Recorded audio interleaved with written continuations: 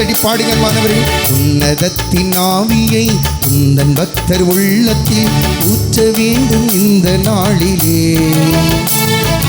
உலகமெங்கும் சாட்சி நாங்கள். உன்னதத்தின் ஆவியை உந்தன் பக்தர் உள்ளத்தில் ஊற்ற வேண்டும் இந்த நாளிலே, உலகமெங்கும் சாட்சி நாங்களே. நல்ல கைத்தட்டி பாடுங்க மாணவர்களே.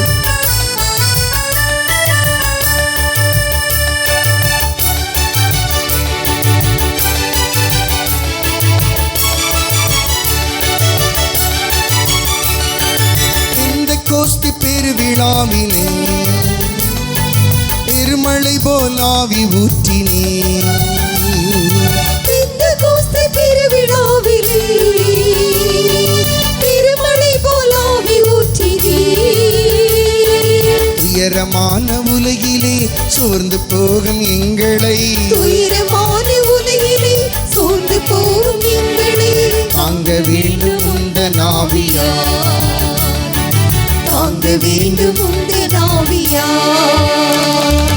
உன்னதத்தின் ஆவியை உந்தன் பக்தர் உள்ளத்தில் ஊற்ற வேண்டும் இந்த நாளிலே, உலகமெங்கும் சாட்சி நாங்களே. எல்லாரும் சேர்ந்து பாடுங்க. உன்னதத்தின் ஆவியை உந்தன் பக்தர் உள்ளத்தில் ஊற்ற வேண்டும் இந்த நாளிலே, உலகமெங்கும் சாட்சி நாங்களே.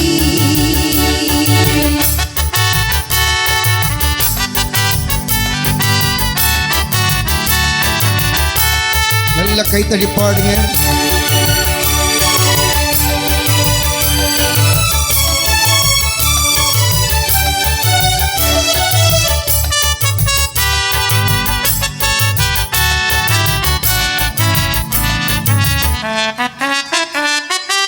ஆவியின் கொடைகள் வேண்டுமே, அயல் மொழியில் துதிக்க வேண்டுமே, ஆவியின் கொடைகள் வேண்டுமே, அயல் மொழியில் துதிக்க வேண்டுமே. ஆற்றலோடு பேசவும் அன்பு கொண்டு வாழவும், ஆற்றலோடு பேசவும் அன்பு கொண்டு வாழவும் ஆவி ஊற்றும் அன்பு தெய்வமே, ஆவி ஊற்றும் அன்பு தெய்வமே. உன்னதத்தின் ஆவியை உந்தன் பக்தர் உள்ளத்தில் ஊற்ற வேண்டும் இந்த நாளிலே, உலகமெங்கும் சாட்சி நாங்களே. நல்ல மனவிட்டு பாடுங்க. உன்னதத்தின் எல்லாரும் சேர்ந்து பாடுங்க மாணவர்களே. உள்ளத்தில் ஊற்ற வேண்டும் இந்த நாளிலே, உலகமெங்கும் சாட்சி நாங்களே. இன்னொரு முறை. உன்னதத்தின் ஆவியை உந்தன் பக்தர் உள்ளத்தில் ஊற்ற வேண்டும் இந்த நாளிலே, உலகமெங்கும் சாட்சி நாங்களே. கண்ண மூடி பாடுங்க மாணவர்களே. உன்னதத்தின் ஆவியை உந்தன் பக்தர் உள்ளத்தில் ஊற்ற வேண்டும் இந்த நாளிலே, உலகமெங்கும் சாட்சி நாங்களே. உன்னதத்தின் ஆவியை உந்தன் பக்தர் உள்ளத்தில் ஊற்ற வேண்டும் இந்த நாளிலே, உலகமெங்கும் சாட்சி நாங்களே. உன்னதத்தின் ஆவியை உந்தன் பக்தர் உள்ளத்தில் ஊற்ற வேண்டும் இந்த நாளிலே, ஸ்தோத்திரம் ஆண்டவரே. உலகமெங்கும் சாட்சி நாங்களே. பாடிக்கொண்டே இருப்போமா? உன்னதத்தின் ஆவியை உந்தன் பக்தர் உள்ளத்தில் ஆவியானவரே வல்லமையால் நிரப்புங்க ஆண்டவரே, உம்முடைய வல்லமையினால் நிரப்புங்க ஆண்டவரே, ஆண்டவரே உம்முடைய வல்லமையினால் நிரப்புங்க ஆண்டவரே. தெய்வமே ஸ்தோத்திரம் ஆண்டவரே. உள்ளத்தில் ஊற்ற வேண்டும் இந்த நாளிலே, உலகமெங்கும் சாட்சி நாங்களே. கரங்களை உயர்த்திப்போம். முழந்தால் படிடுவோமா? முழந்தால் படிடும், முழந்தால் படியிட்டு ஆண்டவருடைய பாதத்தில் ஒப்பு கொடுப்போம். இதோ இந்த வேளையில தூய ஆவியானவர் வரும்போது நிறை உண்மையை நோக்கி நடத்துவார். பரிசுத்த ஆவியானவர் வரும்போது நிறை உண்மையை நோக்கி நடத்துவார். இதோ இந்த வேளையில ஆண்டவர் என்ன சொன்னார்? இடுக்கமான வாசல் வழியே வருந்தி நுழைய முயலுங்கள், வாழ்வுக்கு செல்லும் வாசல் இடுக்கமானது. இப்படி சொன்ன ஆண்டவர் தான் அன்பானவர்களே, மத்தேயு 11வது அதிகாரம் 28வது இறை வார்த்தையில், பெரும் சுமை சுமந்து சோர்ந்திருக்கிறவர்களே, நீங்கள் எல்லாரும் என்னிடம் மாறுங்கள், உங்களை நான் இளைப்பாற்றுவேன் என்று சொல்லி என்னிடம் வந்து என் நுகத்தை உங்கள் மேல் ஏற்றுக்கொண்டு என்னிடம் கற்றுக்கொள்ளுங்கள், ஏனெனில் நான் கனிவும் மனத்தாழ்ச்சியும் உள்ளவன் என்று சொல்லி ஆண்டவர் சொல்லுகிறார். அவர் கனிவான், மனத்தாழ்மையால் நம்முடைய சுமைகளை தாங்குகிறார். மன உறுதி கொண்ட இயேசு நம்முடைய சுமைகளை தாங்குகிறார். தகப்பனே, ஏன் வாழ்க்கையில் என்ன சோதனை வந்தாலும் சரி, பாவ சோதனை வந்தாலும் சரி, பாவ சோதனை பாதுகாப்பா வந்தாலும் சரி, ஆண்டவரே, நான் பாவத்தில் விழாதபடிக்கு, யோசேப்பை போல பாவத்தில் விழாதபடிக்கு ஆண்டவரே என்னை காத்துக்கொள். தகப்பனே, இதன் பின் விளைவாக என் வாழ்க்கையில் என்ன நடந்தாலும் சரி, உமக்கு பிரியமானதை மட்டும் நான் செய்வதற்கு என்னை பக்குவப்படுத்து. தெய்வமே, எந்த சூழ்நிலை வந்தாலும் சரி, குறிக்கோள்ல இருந்து தவறாமல் எல்லாவற்றிலும் உம்மை மகிமைப்படுத்த எனக்கு சக்தி தார். ஆபிரகாமை போல என் மீது மனமே, தொடர்ந்து என்னை பக்குவப்படுத்துங்கப்பா. என் மீது மனமே. தேவன்னையே, எங்களுக்காக மன்றாடுங்கம்மா. அருள் நிறைந்த மரியே வாழ்க, ஆண்டவர் உம்முடனே, பெண்களுள் ஆசீர் பெற்றவர் நீரே, உடைய திருவயிற்றின் கனியாகி இயேசுவும் ஆசீர் பெற்றவரே. புனித மரியே, இறைவனின் தாயே, பாவிகளாயிருக்கிற எங்களுக்காக இப்பொழுதும் எங்கள் இறப்பின் வேளையிலும் வேண்டிக் கொள்ளும். ஆமென். தந்தைக்கும் மகனுக்கும் தூய ஆவியாருக்கும் ஆட்சி உண்டாகுக. தொடக்கத்தில் இருந்தது போல இப்பொழுதும் எப்பொழுதும் என்றென்றும் இருப்பதாக. ஆமென். அமர்ந்து கொள்வோம்.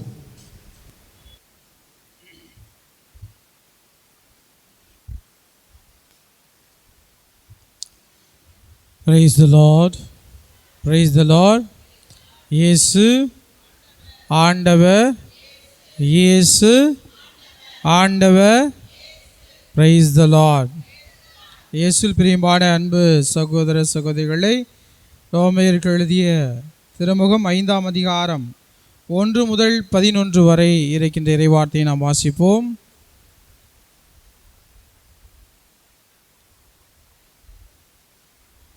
ஒன்றிலிருந்து 11. ஆகையால்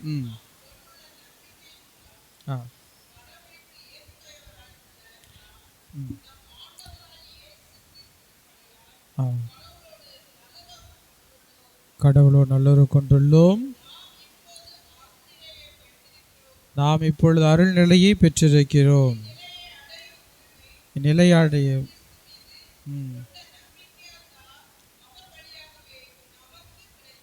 இந்த அருள்நிலை இயேசு மீது கொண்ட நம்பிக்கையினால் நமக்கு அது கொடுக்கப்பட்டுள்ளது. நாம் கடவுளில் மாட்சியில் பங்கு பெற நம்மை ஆண்டவர் அழைக்கின்றார். எதிர்நோக்கில் நான் பெருமகிழ்வு கொள்ள முடிகின்றது. அது மட்டுமல்ல, துன்பங்களை தாங்கிக் கொள்வதிலும் பெரும் மகிழ்ச்சி கொள்கின்றோம். துன்பங்களை தாங்கிக் கொள்வதில் நாம் பெரும் மகிழ்ச்சி கொள்கிறோம். ஏனெனில் துன்பத்தால் மன உறுதியும், மன உறுதியால் தகைமையும், தகைமையால் எதிர்நோக்கும் விளையும் என அறிந்திருக்கின்றோம். அந்த எதிர்நோக்கு ஒருபோதும் ஏமாற்றம் தராது. ஏனெனில் நாம் பெற்றுள்ள தூய ஆவியின் வழியாய் கடவுளின் அன்பு நம் உள்ளங்களில் பொழியப்பட்டுள்ளது. பிரியமானவர்களே, இந்த துன்பங்களை தாங்கிக் கொள்வதில் நாம் பெருமகிழ்ச்சி கொள்ள முடிகின்றதென்றால் அது கடவுள், இயேசு, இறைவன் நமக்கு கொடுத்த அருளினால்தான். இயேசு கிறிஸ்துவின் வழியாக நாம் கடவுளோடு உறவு கொண்டுள்ளோம். இறைவனோடு நமது உறவை நாம் பெற்றுள்ளோம். அந்த இறைவனோடு நம் உறவை நாம் பெற்றுக்கொண்டிருப்பதனால் எவ்வளவு துன்பங்கள் வந்தாலும் அந்த துன்பத்திலே நம்மால் மகிழ்ச்சி கொள்ள முடிகின்றது. அந்த துன்பத்திலே நம்மால் அருள் நிறைந்தவர்களாக எதிர்நோக்கு கொண்டவர்களாக, நம்பிக்கை கொண்டவர்களாக நம்மால் இருக்க முடிகின்றது. இந்த அடிப்படையில் தான் யாரெல்லாம் இயேசுவின் வழியாக தன்னை கடவுளோடு இணைத்து கொண்டார்களோ, கடவுளோடு தன்னை இணைத்து கொள்கின்ற பொழுது நம்மால் துன்பத்திலும் கூட மகிழ்ச்சியாக இருக்க முடிகின்றது, நம்பிக்கை கொண்டவர்களாக நம்மால் இருக்க முடிகின்றது. நம்முடைய அன்னை மரியாளும் இந்த இயேசு கிறிஸ்துவினுடைய மீட்பிலே தன்னையும் இணைத்து கொண்டவராக அவர் பல துன்பங்களை தன் வாழ்க்கையில் அனுபவித்தார். மரியாள் அவர்களும் இயேசுவோடு இணைந்து துன்பங்களை அனுபவித்தார். இயேசு கிறிஸ்து துன்பப்படுவதற்கு முன்பாகவே அன்னை மரியாள் துன்புற்று கடவுளை பெற்றுக்கொண்டார். ஆனால் அன்னை மரியாள் ஒருபோதும் சோர்ந்து விடவில்லை. அன்னை மரியாள் ஒருபோதும் தன்னையே அவர் ஏளனமாகவும் வலு குறைந்தவராகவும் அவர் நினைத்து ஒருபோதும் வருத்தப்பட்டது கிடையாது. ஆனால் உள்ளத்திலே அவர் நம்பிக்கை நிறைந்தவராக, ஆற்றல் நிறைந்தவராக, அன்பு நிறைந்தவராக, எதிர்நோக்கு கொண்டவராக, கடவுள் மீது அவ்வளாத நம்பிக்கை கொண்டவராக தன் வாழ்நாள் முழுவதும் அவர் பட்ட துன்பங்களை எல்லாம் ஏற்றுக்கொண்டு அன்னை மரியாள் தன்னையே கடவுளுக்காக அர்ப்பணித்த ஒரு வாழ்க்கை வாழ்ந்தார். அப்படிதான் நாம் வாசிக்கின்றோம். இது தொடக்கத்திலிருந்தே பார்த்தோம் என்றால் அன்னை மரியாளுக்கு இறைவனுடைய வாக்குறுதி அளிக்கப்பட்ட பொழுது, நீர் இயேசு கிறிஸ்துவை கருத்தாங்கி ஆவியின் வழியாக நீர் குழந்தையை பெற்றெடுப்பார் என்று சொல்லுகின்ற பொழுது கூட அன்னை மரியாள் அச்சமுற்று கலக்கமுற்று பயமுற்றவராகத்தான் இருந்தார். அதை தான் லூக்காஸ் செய்தி 1வது அதிகாரம் 29 நாம் வாசிப்போம். 28, 29. வானதூதர் மரியாவுக்கு தோன்றி, அருள்மிக பெற்றவரே வாழ்க, ஆண்டவர் உம்மோடு இருக்கிறார் என்றார். இவ்வார்த்தைகளை கேட்டு அவர் கலங்கி, இந்த வாழ்த்து எத்தகையதையோ என்று எண்ணிக்கொண்டிருந்தார். அப்போ வானதூதர் அவரை பார்த்து, மரியா அஞ்ச வேண்டாம், கடவுளின் அருளை கண்டுள்ளீர் என்று சொல்லுகின்றார். Praise the Lord.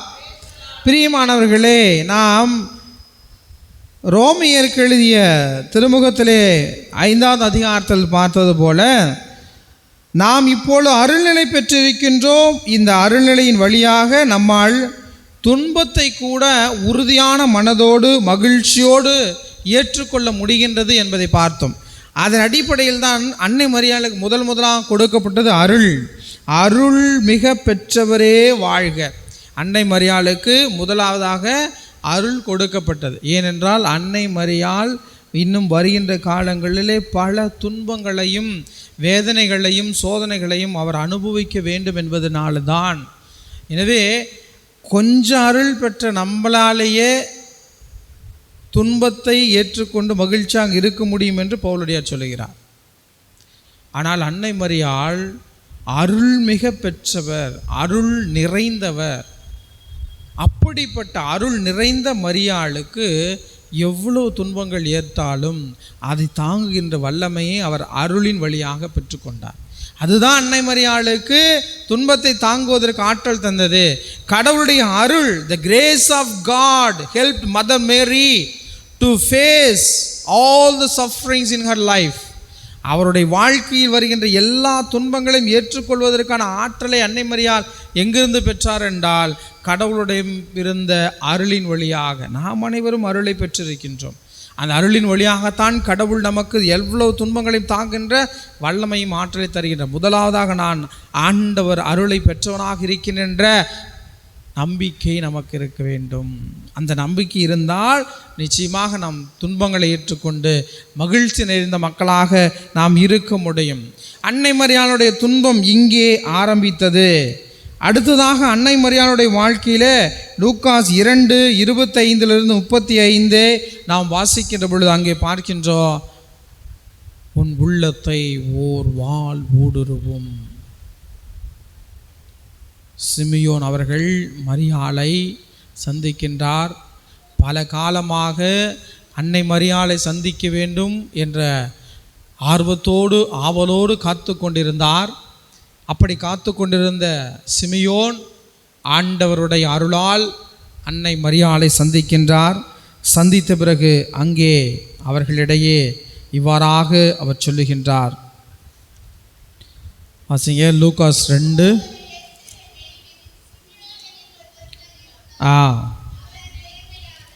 நேர்மையானவர், இறை பற்று கொண்டவர், இஸ்ரேலுக்கு வாக்களிக்கப்பட்ட ஆறுதலையும் தேற்றுதலையும் அவர் எதிர்பார்த்து காத்து கொண்டிருந்த ஒரு நபர். தூய ஆவியை அவர் பெற்றிருந்தார்.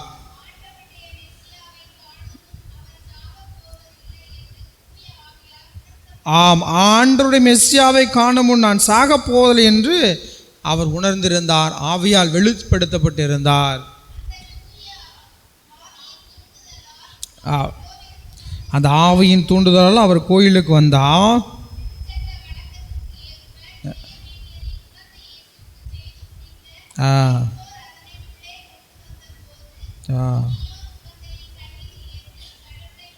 கடவுளை போற்றி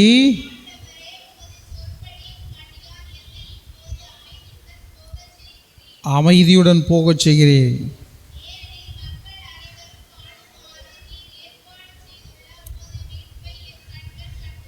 உமது மீட்பை என் கண்கள் கண்டு கொண்டன. 34 சிமியோன் அவர்களுக்கு ஆசி கூறி அதன் தாயின் மரியாவை நோக்கி, இதோ இக்குழந்தை இஸ்ரேல் மக்களுள் பலரின் வீழ்ச்சிக்கும் எழுச்சிக்கும் காரணமாக இருக்கும், எதிர்பார்க்கப்படும் அடையாளமாகவும் இருக்கும். இவ்வாறு பலருடைய மறைவான எண்ணங்கள் வெளிப்படும். இவ்வாறாக மறைவான எண்ணங்கள் வெளிப்படும். உமது உள்ளத்தையும் ஒரு வாள் ஊடுருவி பாயும் என்று சொல்லுகின்றார். அன்னைக்கே சிமியோன் அவர்கள் அன்னை மரியாள் எப்படியெல்லாம் துன்பப்பட போகின்றார், எப்படியெல்லாம் வேதனைப்பட போகின்றார், அவருடைய வாழ்வில் இனி என்னென்ன கட்டங்களிலே அவர் இந்த வகையான கஷ்டங்களையும் துன்பங்களையும் அனுபவிக்கப் போகின்றார் என்று அவர் உணர்த்தி இருந்தார். பிரியமானவர்களே, சாதாரணமாக நம்முடைய வாழ்க்கையில் யோசித்து பார்ப்போம். ஒரு 17-18 வயது ஒரு இளம்பெண் நம்ம ஊரில் இருக்காங்க. அந்த இளம்பெண் திருமணத்திற்கு நிச்சயிக்கப்பட்டவராக இருக்கின்றார். திருமணம் ஆவதற்கு முன்பாகவே அவர் கருவுற்றதாக செய்திகள் பரவினால் அந்த உலகம் அவரை என்னவென்று சொல்லும், அந்த உலகம் அவரை எப்படி பார்க்கும், இந்த உலகம் அவரை என்னவெல்லாம் பேசும். அந்த குழந்தை அந்த பெறுவதற்காக காத்திருக்கின்ற அந்த தாயினுடைய உள்ளம் எவ்வளவு துன்புற்று. நினச்சி பாருங்கள், எவ்வளோ கேவலம் பேசுவாங்க. நம்ம ஊரில் அப்படி இருந்தால் விட்டுருவோமா? நம்ம ஊரில் ஒரு 18 வயது இளம்பெண் அவங்க கருவுற்றிருக்காங்க. போய் எப்படிம்மா யாருமா காரணம்னு கேட்டால், தூய ஆவியானவர் என் காரணம், ஆவியின் வல்லமை என் மேல் நிழலிட்டது, ஆண்டவர் அருள் எனக்கு கிடைக்கப்பட்டது, அதனால் நான் கருவுற்றேன், நான் மீட்பராம் இயேசு கிறிஸ்துவை பெற்றெடுப்பேன் அப்படின்னு சொல்லி அப்படி சொன்னால் இந்த உலகம் அவரை என்னன்னு பேசும். அந்த உலகம் இன்றைக்கி நம்மலாம் ஏற்றுக்கொள்ள முடியுது, நம்ப முடியுது, மரியாளை நான் பார்க்க முடியுது. ஆனால் அன்னைக்கு அந்த சூழலில் இருந்திருந்தால் அந்த பெண்மணியானவள், அந்த இளம் பெண் எவ்வளோ கஷ்டத்தை அனுபவிச்சிருப்பாங்க, எவ்வளோ துன்பத்தை அனுபவித்திருப்பார்கள், எவ்வளோ வேதனை அனுபவித்திருப்பார்கள், அவங்க எவ்வளோ ஏளனமாக பேசியிருப்பாங்க அந்த சமூகம். ஆனால் அன்னைக்கு அந்த மரியாள் நினச்சிருந்தா, அட போங்கப்பா, இவ்வளோ கஷ்டப்பட்டு நான் ஏன் அனுபவிக்கணும், இவ்வளோ துன்பத்தை ஏன் அனுபவிக்கணும், கடவுளே இதுக்கு தேவையா, எனக்கு ஆண்டவரே இது எனக்கு தேவையா, ஏன் கடவுளை இதெல்லாம் எனக்கு கொடுக்குறீங்க, வேறு எத்தனையோ பெண்கள் இருக்கிறாங்க, எத்தனையோ பெண்கள் இருக்காங்க, அவங்களுக்கெல்லாம் கிடைக்கல, எனக்கு கொடுத்து எவ்வளோ வேதனைகள். அந்த அன்னை மரியாள் நினைத்திருந்தால் ஊரே கேவலமாக பேசியிருக்கும், இந்த உலகமே அவங்கள பற்றி அசிங்கமாக பேசியிருக்கும். அது சின்ன கிராமம் தானே, கிராமத்தில் நடந்தால் எல்லாத்துக்குமே தெரிஞ்சிடும், எல்லாருமே கேவலமாக பேசியிருப்பாங்க. உண்மையாகவே மரியாள் அந்த ஏளனத்துக்கும் அந்த வேதனைக்கும் அந்த அசிங்கத்துக்கும் அச்சப்பட்டவராக பயப்பட்டவராக இருந்திருந்தால் என்ன பண்ணியிருக்கணும், அவங்க வீட்டுக்குள்ளே இருந்துட்டு அந்த குழந்தையை பெற்றெடுத்து அந்த குழந்தையை அவர்கள் வளர்த்துருக்கலாம். ஆனால் அன்னை மரியாள் அப்படி செய்யலை. அது கடவுளும் விரும்பலை. கடவுள் என்ன பண்ணுறார், திரும்பி அன்னை மரியாளிடம் தோன்றி, நீ என்ன பண்ணணும், நீ போய் எலிசபெத் அம்மா வயதான காலத்தில் கருவுற்றிருக்காங்க, அவங்கள போய் நீ சந்தித்து அவங்களுக்கு நீ என்ன பண்ணணும், பணிவிடை செய்யணும் அப்படின்னு சொல்லி அன்னை மரியாதை வெளியில் அனுப்புகிறாங்க. எவ்வளோ நினச்சி பாருங்க, இவர்கள் இந்த வேதனை, இவரே கருவுற்றவராக இருக்கின்ற அன்னை மரியாள், நம்மளாம் சாதாரணமாக பக்கத்து வீட்டுக்காரன் கூட ஒரு உதவி செய்ய மாட்டோம். போப்பா எனக்கே வேலை இருக்குது, என் வேலையே பார்க்க முடியல அப்படின்னு சொல்லி நாம் போயிடுவோம். கருவுற்றவருக்கிறவங்க இன்னொருத்தர் வயதானவர் இருக்கான்னு சொல்லிட்டு கிட்டத்தட்ட பல மைல் தூரம் போகணும், 14-15 மைல் தூரம் நடந்து போகணும். அப்போ இப்போ மாதிரி நான் பஸ்ஸு வண்டி கார்லாம் இருக்கா, அப்போ இருந்திருக்காது, நடந்து தான் போயிருக்காங்க. அன்னை மரியாள் அப்பொழுது நடந்து தான் போயிருக்கணும். அவ்வளோ தூரம் அவர்கள் அந்த வழியெல்லாம் பொறுத்துக்கிட்டு அங்கே போய் அவர்களுக்கு பணிவிடை செய்கிறாங்க. எது வரைக்கும் பணிவிடை செஞ்சாங்க, எது வரைக்கும், அந்த எலிசபெத் அம்மாள் குழந்தை பெற்றெடுப்பது வரைக்கும் அவர் அங்கே இருந்தார், அங்கே இருந்து பணிவிடை செய்தார். Praise the Lord. அதுதான் ஒரு பணியை நான் ஏற்றுக்கொண்டேன் என்னால் அது நிறைவுறுகின்ற வரையிலும் எவ்வளவு துன்பங்கள் வந்தாலும், கஷ்டங்கள் வந்தாலும், வேதனைகள் வந்தாலும் அதை நான் தாங்கி அதை வெற்றியோடு முடித்து காட்டுவேன் என்று அப்பொழுதே அன்னை மரியாள் அந்த ஆர்வத்தோடு உத்வேகத்தோடும் சென்று எலிசபெத் அம்மாளுக்கு அவ்வளோ பணிவிடை செய்து அந்த குழந்தையை பெற்றெடுக்கின்ற வரைக்கும் அங்கேயே கூட இருந்து பணி செய்தார். எவ்வளோ துன்பத்தை அவங்க அனுபவிச்சிருப்பாங்க. ஆனால் அந்த துன்பம் தான் அன்னை மரியாளை திடப்படுத்தியது. அந்த வேதனை தான் அன்னை மரியாளுக்கு ஆற்றலை கொடுத்தது. அந்த வேதனையும் துன்பத்தையும் அவர் தாங்க முடிந்ததனால்தான் பிறகு வருகின்ற எல்லா துன்பத்தையும் அவரால் ஏற்றுக்கொள்ள முடிந்தது. அவருடைய இதயத்தை ஒரு வாள் ஊடுருகின்ற அளவுக்கு துன்பம். இயேசு கிறிஸ்துவுக்கு வெளியில் காயங்கள், துன்பங்கள். அன்னை மரியாளுக்கு உள்ளத்தில் அவ்வளோ கஷ்டம். அன்னை மரியாளுக்கு தெளிவாக தெரியும், தன்னுடைய மகன் சிலுவையில் மரிக்க போகிறான், ஒரு இளைஞனாக மரிக்க போகிறான்னு அன்னை மரியாளுக்கு தெரிந்தும். ஏனென்று அவள் கடவுளின் தாய். இருந்தாலும் அன்னை மரியாள் ஒவ்வொரு நாளும் அதற்காக ஜெபித்திருப்பார்கள். அன்னை மரியாள் தன்னுடைய மகனுடைய நல்வாழ்வுக்காக ஜெபித்திருப்பார்கள். அவ்வளோ துன்பத்தை அன்னை மரியாள் தன் உள்ளத்தை ஒரு வாளுடுனாலும் பரவாயில்ல அப்படின்னு சொல்லிட்டு அவ்வளோ வேதனையோடு அன்னை மரியாள் அதை தாங்கிக் கொள்ளுகின்றான்.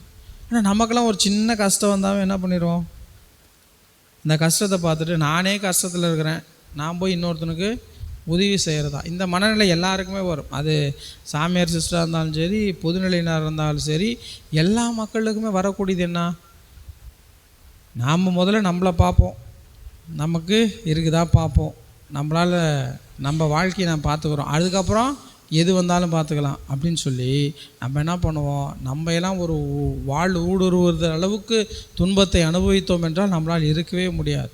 அந்த ஒரு மனநிலையில் தான் நம்ம இருப்போம். ஆனால் அன்னை மரியாள் அந்த கஷ்டத்துலேயும் பிறருக்கு உதவுகின்ற மனம் கொண்டிருந்தாங்க பாருங்கள். அதுதான் அன்னை மரியாள். கஷ்டத்திலும் பிறருக்கு உதவ வேண்டும் என்று அவர் தன்னுடைய துன்பத்தை ஆண்டவருடைய பணிக்காக அவர் ஒப்பு கொடுக்கிறார். இதுதான் அன்னை மரியாளுக்கு கிடைத்த இரண்டாவது வாள். இப்படி அன்னை மரியாள் பல துன்பங்களை அனுபவிச்சராக இருக்கின்றார். மத்தேயு நற்செய்தி 2:13-15 வாழுங்களை வாசிங்க.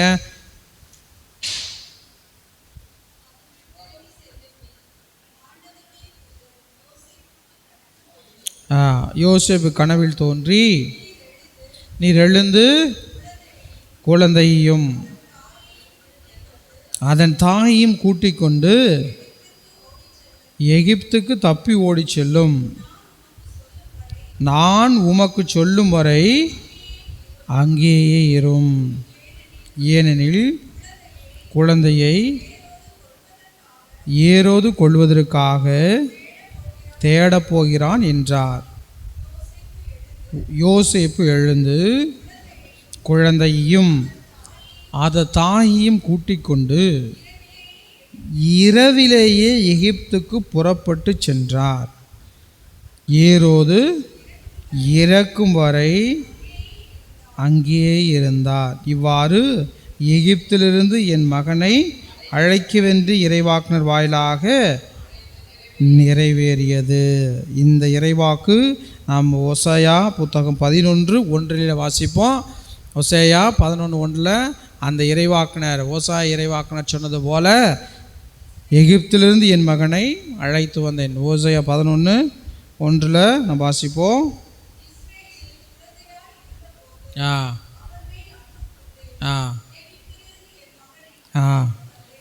இஸ்ரேல் குழந்தையாக இருந்த பொழுது நான் அதன் மீது அன்பு கூர்ந்தேன், எகிப்திலிருந்து என் மகனை அழைத்தேன் என்ற இறைவாக்கு நிறைவேறும் பொருட்டு அன்னை மரியாள் தன்னுடைய நாட்டிலிருந்து யோசேப்போடு இணைந்து எகிப்துக்கு போகிறார். கிட்டத்தட்ட நீங்கள் பார்த்தீங்கன்னா இந்த ஹோலிலேண்ட் டூர் போயிருந்தீங்கன்னா உங்களுக்கு தெரிஞ்சிருக்கும், எகிப்துக்கும் இஸ்ரேலுக்கும் பார்த்தீங்கன்னா கிட்டத்தட்ட நம்ம ஒரு வண்டியில் பயணம் செஞ்சோம்னா ஒரு நாள் ஒரு 12 மணி நேரம், ஒரு 12 மணி நேரத்துலேருந்து ஒரு 16 மணி நேரம் ஆகும் வச்சுங்களேன். நம்ம பஸ்ஸில் போகிறோம், ஒரு 200 கிலோமீட்டர் வேகத்தில் போனோம்னா அவ்வளோ தூரம் போகணும். அவ்வளோ தூரம் அந்த ரோடு, இப்போலாம் ரோடு இருக்குது, அந்த ரோட்டில் போனாவே அவ்வளோ தூரம் பயணம் செய்யணும். அது எகிப்திலிருந்து கானான் தேசத்துக்கு, அது இஸ்ரேல் நாட்டு மக்களுக்கு வாக்களிக்கப்பட்ட நாட்டுக்கு மோயிசன் தன்னுடைய பிள்ளைகளெல்லாம் அழைத்து கொண்டு எவ்வளோ நாள் வந்தார்? எத்தனை வருஷம்? 40 வருஷம். அப்போனா அது எவ்வளோ கடினமான பாதையாக இருந்திருக்கும், எவ்வளோ கஷ்டமான பாதையாக இருந்திருக்கிறோம். மோயிசன் இருந்த பொழுது இருந்ததை விட ஒருவேளை அன்னை மரியாள் யோசேப்பெல்லாம் இருந்த காலத்தில் இன்னும் கொஞ்சம் பாதைகளெல்லாம் ஒருவேளை போட்டிருக்கலாம். அதனால் இவர்கள் எவ்வளோ நாள் பயணம் செஞ்சாங்க, நிச்சயமாக அவங்க பல நாட்கள் இங்கே தொடர்ந்து அவர்கள் பயணம் செய்திருக்க வேண்டும். அப்படி போயிருந்தால் தான் அவங்க போய் எகிப்தை அடைய முடியும். அந்த இடங்கள் பார்த்திங்கன்னா மலையாக இருக்கும். நம்ம மாதிரி ஒரு மலை ஏறி இறங்கணும், ஒரு மலை ஏறி இறங்கணும், ஒரு மலை ஏறி இறங்கணும். அந்த மலையில் இல்லைன்னா அந்த மலை பள்ளத்தாக்கிலே நம்ம போனோம்னா அவ்வளோ கடினமான பாதை. அந்த பாதை மரம் செடி கொடிலாம் அவ்வளோ ஒன்றுமே இருக்காது, வெறும் மண்ணாக இருக்கும். குளிர்காலத்தில் பூரா பனியாக அங்கே அப்படியே நிறைஞ்சிருக்கும். அவ்வளோ கொடுமையான சூழலில் நம்ம பார்த்தோம்னா அன்னை மரியாள் அங்கே யோசேப்போடு இணைந்து அந்த பயணத்தை மேற்கொள்ள அவர் முடிவு செய்கின்றார். ஏனென்றால் யோசேப்புக்கு அவர் எப்படி கீழ்ப்படிந்திருந்தான்னு பாருங்களேன். யோசேப்பு நம்ம ஊரில் இருக்கிறாங்கன்னு வச்சுங்க, நீங்கள்லாம் யாரோ ஒரு பெண், ஒரு கருவுற்றிருக்கிற பெண் இருக்காங்க, அவங்க வீட்டுக்காரர் வந்து சொல்கிறார், வாங்க நம்மளாம் இங்கேருந்து கிளம்பி நம்ம மதுரைக்கு போயிடுவோம், இல்லை சென்னைக்கு போயிடுவோன்னு சொல்லுங்கள். சென்னைக்கெல்லாம் நம்ம நடந்தே போயிடலான்னு சொன்னால் என்ன சொல்லுவீங்க உங்கள் வீட்டுக்கார்ட்ட? சரி வாங்க போகலாம். ஓகேங்க, நீங்கள் சொன்னால் சரி. யார்ப்பா உனக்கு சொன்னது? கனவுல எனக்கு கடவுள் சொன்னார், அதனால் வா நம்மலாம் என்ன பண்ணலாம், நம்ம இங்கேருந்து சென்னை போயிடுவோம், ஏன்னா இங்கெல்லாம் ஒரே பிரச்சனையாக இருக்குது, இங்கே நம்மளை கொண்டுருவாங்க, அதனால் நம்ம எல்லாம் நடந்து எங்கே போயிடுவோம், சென்னை போயிடலான்னு கூப்பிட்டா என்ன சொல்லுவீங்க? நீங்களாம் எப்படி திட்டுவீங்க உங்கள் வீட்டுக்கார? சாதாரணமாக இந்த சைடில் எப்படி திட்டுவாங்கன்னு தெரியலையே, எப்படி திட்டுவீங்க? அறிவு இருக்கா, புத்தி இருக்கா? ஐயோ அறிவு கட்டவனே, கொஞ்சம் கூட உனக்கு புத்தி இருக்குதா, அறிவு இருக்கா? இங்கே ஏதோ எவனோ கொல்ல போகிறானா, அதனால் கூட்டுக்கிட்டு எங்கே சென்னைக்கு நடந்த அப்புறம் வேலையை பாரியா, நீயும் கனவும் எப்பப்பா சும்மா கனவு கண்டு தூங்கிட்டு இருக்கிற வேலை தான் உனக்கு, இதெல்லாம் நாங்கள் நம்ப முடியாது, போ வேலையை பாரு, அப்படி தான் நம்ம சொல்லியிருப்போம். யாராக இருந்தாலும் பெண்கள் அப்படி தான் சொல்லியிருப்பாங்க. இல்லை எவ்வளோ பேர் சொன்னோன்னே சரிங்க அங்கே போகலாம் அப்படின்னு சொல்லிட்டு நடந்து போவாங்களா? மரியாள் போனாங்க. எப்படி இருக்கும்? நிறை மாத கர்ப்பிணி, கனவுல கடவுள் சொன்னாருன்ட்டு யோசிப்பு போய் அவர்கிட்ட சொல்கிறாரு, நம்ம இதுக்கு போயிடலாம் அப்படின்னு சொல்லிட்டு இருந்தால் கூப்பிட்டு போவாங்களா? கர்ப்பமாக இருக்கும் போதே கிளம்ப மாட்டாங்க. அதில் ஒரு கை குழந்தை இருக்குது, ஒரு குழந்தை இருந்துச்சுன்னா மரியாள் வீட்டில் இருக்கிறவங்க என்ன சொல்லுவீங்க? போகலாண்ணா ஒத்துக்குவீங்களா? சாதாரணமாக பக்கத்தில் நார்வேல் போகிறதுக்கு கூட நம்ம என்ன யோசிப்போம், அட்டை போடா இதை வேணால் இழுத்துக்கிட்டு அவனை பிடிச்சிக்கிட்டு அவனுக்கு தேவையானது எல்லாத்தையும் எடுத்து வச்சுக்கிட்டு தனியாக கூட போயிடலாம். அந்த குழந்தைக்கு தேவையானதெல்லாம் என்ன வாட்டர் பாட்டிலு, அந்த பால் பாட்டிலு, பிஸ்கெட்டு, தண்ணி, அப்புறம் டவலு, அப்புறம் இப்போலாம் இது பேம்பர்ஸு, என்னென்னமோ எல்லாம் ப்ரிப்ரேஷன் பண்ணி எல்லாத்தையும் வச்சு அதை எடுத்துகிட்டு கிளம்பாங்களாட்டியுமே நகர்றதுக்கே நம்ம கஷ்டமாக இருக்கும். ஐயையோ நான் வரவே இல்லை, நான் இங்கேயே இருந்துக்கிறேன், நீங்கள் போங்க, நீங்களே போய் பார்த்துங்க அப்படின்னு சொல்கிறவங்க தான் நிறைய பேர் இருப்பாங்க. ஆனால் மரியாள் தன்னுடைய குழந்தையையும் கூட்டிக் கொண்டு சரி வாங்க போகலாம், நீங்கள் கண்ட கனவு உண்மைதான் என்று நம்பி தன் கணவன் மீது எவ்வளோ தூரம் நம்பிக்கை வச்சுருப்பாங்க பாருங்கள். அவரை நம்பி அவர் சொன்னதை ஏற்றுக்கொண்டு அந்த துன்பத்தையும் அனுபவிப்பதற்காக மரியாள் போகிறாங்க. அப்போ எவ்வளோ கஷ்டப்பட்டுருப்பாங்க. அவர் வாழ் நிச்சயமாக அவர் உள்ளத்தை ஊடுருச்சா. என்னடா வாழ்க்கை, அங்கேயும் இங்கேயும் அலையிறதா இருக்குது, ஓடுறதா இருக்குது. வாடகை வீட்டில் குடியிருக்கிறவங்களே எப்படி கஷ்டப்படுவாங்க. இந்த வீட்டில் இருந்து அந்த வீட்டுக்கு போகிறதுக்கு மாறி போகிறதுக்குன்னா நம்ம நிறையா செலவுகள் பண்ணணும், மாற்றி மாறி போகணுமே அப்படின்ட்டு எவ்வளோ வேதனையாக இருக்கும். எங்கே நம்ம செட்டில் ஆக தான் பார்ப்போம். ஒரே இடத்துல இருந்தால் நல்லது, சந்தோஷம். நாங்கள் எங்கே மாறிட்டே இருந்தால் எப்படி இருக்கோம். ஆனால் அன்னை மரியாள் யோசேப்பினுடைய வார்த்தைக்கு மதிப்பு கொடுத்து அதை ஏற்றுக்கொண்டு கடவுள் மீது நம்பிக்கை வைத்து அன்னை மரியாள் தன்னுடைய குழந்தையை கூட்டிக் கொண்டு எகிப்து தேசத்திற்கு ஓடி போகின்றார்கள். அங்கே அன்னை மரியாள் அந்த துன்பத்தை அவரால் ஏற்றுக்கொள்ள முடிந்ததென்றால் அதற்கு அவர் ஆற்றலையும் வலிமையும் எங்கிருந்து பெறுகின்றார்? கடவுளிடமிருந்து பெறுகின்றார். கடவுள் மீது கொண்ட நம்பிக்கையினால் அதை பெற்றுக்கொள்கின்றார். அவர் பெற்ற அருளை அவர் காத்து கொள்ள முயற்சி செய்தார். அவர் பெற்ற அருளை மேலும் மேலுமாக அதை வளர்த்து கொள்ள அன்னை மரியாள் முயற்சி செய்தார். நாமும் அருளால் நிறைந்தவர்களாக இருக்கிறோம். ஆனால் பல சமயத்தில் நம்ம என்ன பண்ணுறோம், அந்த அருள் இருக்கா இல்லையானே நமக்கு தெரியுதில்லை, அதோட விட்டுறதாட்டு சரி.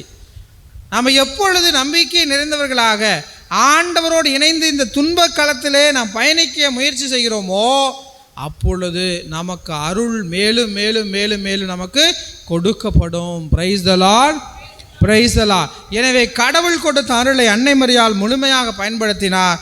அப்பொழுது அவரால் இந்த துன்பத்தையும் ஏற்றுக்கொண்டு அவர் எகிப்து தேசத்திற்கு குழந்தையையும் தன்னுடைய கணவனையும் கூட்டிக் கொண்டு போக முடிந்தது. எனவே பிரியமானவர்களே, அவ்வளோ துன்பத்தையும் அன்னை மரியாள்கள் அனுபவித்தார், கஷ்டப்பட்டாங்கனாலும் ஆண்டவர் அருள் மீது அவர் நம்பிக்கை கொண்டவராக இருந்தால் அதனை தொடர்ந்து அவர் பார்க்கின்றோம். லூக்காஸ் நற்செய்தி 2:41 வாசிங்களா.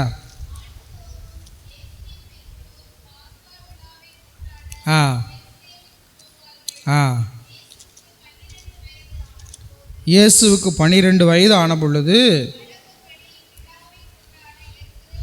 வழக்கப்படி விழாவை கொண்டு வந்து எருசலேம் போகிறாங்க. எல்லாருமே அந்த விழாவுக்கு வருவாங்க, இவங்களும் போகிறாங்க. திரும்பிய போது இயேசு எருசலேமிலேயே தங்கிவிட்டார். அது அவருடைய பெற்றோருக்கு தெரியாது. பயணிகள் கூட்டத்தில் அவர் இருப்பார் என்று அவர்கள் எண்ணினார்கள். ஒரு நாள் பயணம் போயிட்டாங்க. முடிந்த பின்பு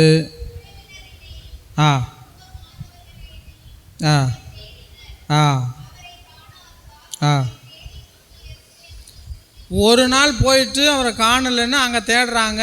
உறவினரிடமும் பழக்கமானவர்களும் அறிமுகமானவர்களிடம் தேடுறாங்க. இயேசு அங்கே இல்லை. உடனே திரும்பி வராங்க. அப்போனா ஒரு நாள், இது 2 நாள் ஆயிடுச்சு. திரும்பி வந்ததுக்கு ஒரு நாள் ஆகும்ல. எருசலேம் திரும்பி சென்றார்கள். 3 நாட்களுக்கு பின், அப்போ 3 நாட்களுக்கு பின்னாடி தான் அங்கே எருசலேம் வந்து தேடி பார்க்குறாங்க. அப்பையும் இயேசு இல்லை. அப்போ 3 நாள் ஆயிடுச்சு. 3 நாளுக்கு பிறகு இயேசுவை கோயிலில் கண்டார்கள். அங்கே போதகர் நடுவில் அமர்ந்து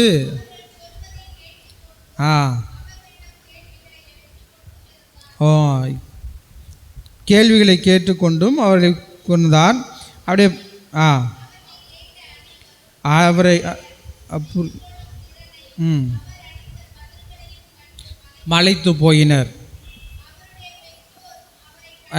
அவருடைய பெற்றோரும், அப்பனா யோசேப்பும் அன்னை மரியாளும், அவர் பெற்றோரும் அவரை கண்டு வியப்பில் ஆழ்ந்தனர். ஆனால் வியப்பத்தில் ஆழ்ந்தாலும் அன்னை மரியாள் தன் கடமையில் கருத்தாக இருந்தார். பிள்ளைகளை கண்டிப்பதில் பெற்றோர்கள் எப்பயுமே அது கடவுளாக இருந்தால் கூட தன் கடமை என்பதிலே கருத்தாக இருக்கணும், பிள்ளைங்களை கண்டிக்கணும். பாருங்க, அழகாக சொல்லுவாங்க அன்னை மரியாள். அப்பொழுது அவருடைய தாய் அவரை நோக்கி, மகனே ஏன் இப்படி செய்தா? பையனதே ஏன் அப்படி செஞ்ச அப்படின்னு இயேசு பார்த்து கேட்குறாரு. இதோ பார், உன் தந்தையும் நானும் உன்னை மிகுந்த கவலையோடு தேடிக்கொண்டிருந்தோமே என்று அன்னை மரியாள் கேட்கின்றார். ஏன்பா அப்படி பண்ணிட்ட அப்படி நல்லா நினச்சி பாருங்கள். இங்கேருந்து நீங்கள் வேளாங்கண்ணி டூர் போகிறீங்க, எல்லோரும் அங்கே டூர் போன வாட்டி அங்கே போய் நம்ம சொந்தக்காரங்க வீட்டில், சித்தப்பா வீட்டில் எல்லோரும் ஒன்றா தானே போயிருக்கோம். சித்தப்பா பெரியப்பா எல்லாம் சேர்ந்து பிள்ளைங்கள்லாம் ஒன்றா விளாண்டுட்டுருக்குறோம். நம்ம சரி அப்படின்னு அங்கே விளாண்டுருப்பாங்கன்னு நினச்சிக்கிறீங்க. 2-3 பஸ் இருக்குது. ஒரு பஸ்ஸில் நீங்கள் இருக்கிறீங்க, அந்த பிள்ளைங்க எல்லாம் இன்னொரு பஸ்ஸில் இருக்காங்க. அப்போ எல்லோரும் பஸ் ஏறி வந்துட்டுருக்கோம். நீங்கள் நினைக்கிறீங்க சரி பிள்ளைங்கள்லாம் ஒன்றா தானே விளாண்டுருந்தாங்க, அவங்க அந்த பஸ்ஸில் இருப்பாங்க அப்படின்னு நினச்சிட்டு நீங்கள் வந்துடுறீங்க. நீங்கள் பாதி தூரம் வந்த வாட்டி தான் உங்களுக்கு தெரியுது உங்கள் பிள்ளைய காணா அப்படின்னா நீங்கள் என்ன நினைப்பீங்க? எப்படி இருக்கும் உங்களுக்கு? எவ்வளோ பதட்டமாகவும் எவ்வளோ இதாக இருக்கும். அதே போன்று தான் அன்னை மரியாதை இருந்துச்சு. அவ்வளோ பதட்டப்பட்டிருப்போம், எவ்வளோ கஷ்டமாக இருந்திருக்கும், எவ்வளோ வேதனையாக இருந்திருக்கும் பிள்ளையை காணாமேன்ட்டு. ஒரே ஒரு பிள்ளை 12 வயசு அப்படின்னு எத்தனை, அது 6வது 7வது படிச்சிருப்பார். அந்த வயசு பையனை காணான்னு சொல்லிட்டு அன்னை மரியாள் 3 நாளும் அவ்வளோ கஷ்டப்பட்டு தேடுறாங்க. தேடி வந்து கண்டுபிடித்த பிறகு நீங்கள் என்ன பண்ணியிருப்பீங்க? உங்கள் பையனை தேடி கண்டுபிடிச்ச வாட்டி, வாடா செல்லம் எங்கடா போயிருந்த, ஏன்டா கண்ணு அங்கேயே இருந்துட்ட, என்ன கண்ணு சொல்லிட்டு வந்திருக்கலாம் இல்லையா, நீ பாட்டு இங்கேயே உட்காந்துட்டியா கண்ணு அப்படின்னு சொல்லுவீங்களா? பார்த்தோன்னே என்ன பண்ணுவீங்க? பலார்னு ஒரு அரை கன்னத்தில் விட்டு பளிர் 4 போட்டு மிதிச்சுட்டு அதுக்கப்புறம் தான் கேட்கவே ஆரம்பிங்க. அறிவு இருக்காடா டேய் அப்படின்னு இங்கே இந்த சைடில் இருக்கிற பாசையெல்லாம் வச்சு திட்டி நல்லா போட்டு மிதிச்சுட்டு அதுக்கப்புறம் தான் போட்டு மிதித்த வாட்டி தான் கேள்வியே கேட்பீங்க.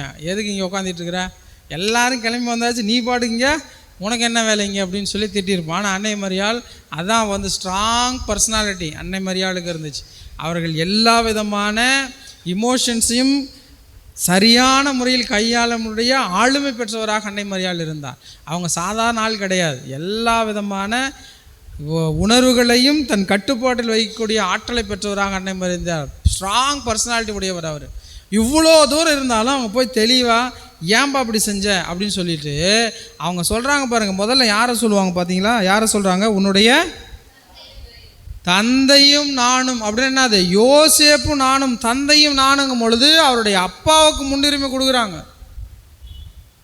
அதுதான் வந்து ஒரு குடும்பத்தில் இருப்பவர்கள். எங்கள் அப்பாவும் நானும் வெயிட் பண்ணிட்டு இருந்தாங்க, தேடிக்கிட்டு இருந்தோம், தந்தையும் நானும் தேடிக்கொண்டிருந்தோம், எங்கே போன நீ அப்படின்னு சொல்லி அன்னை மரியாள் அங்கே அவ்வளோ தூர துன்பம் இருந்தாலும் அதை ஏற்றுக்கொள்ளக்கூடிய மனதிடம் கொண்டவராக, ஒரு முடிவை சரியாக எடுக்கக்கூடிய ஆற்றல் கொண்டவராக, தன் பிள்ளையை கண்டிக்கக்கூடியவராக அன்னை மரியாள் இருந்தார். வழிகாட்டக்கூடியவராக, அவருக்கு தேவையானதை செய்யக்கூடியவராக அன்னை மரியாள் இருந்தால். அதுதான் அன்னை மரியாள் வைத்திருந்த மிகப்பெரிய ஆற்றல்.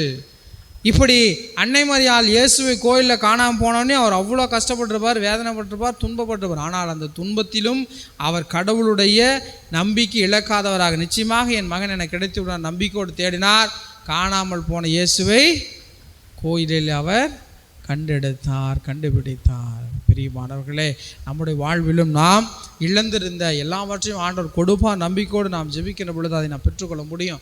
அந்த வேதனையும், நாம் எதை இழந்திருந்தாலும் அந்த வேதனையும் துன்பம் நமக்கு இழந்து விட்டோமே என்ற வேதனை இருந்தாலும் நம்பிக்கை வையுங்கள், நிச்சயமாக அதை நமக்கு ஆண்டவர் திருப்பி கொடுத்தார். எதையெல்லாம் நீங்கள் இழந்தீர்களோ, மகிழ்ச்சியை நான் இழந்து விட்டேன் நினைக்கிறீங்களா?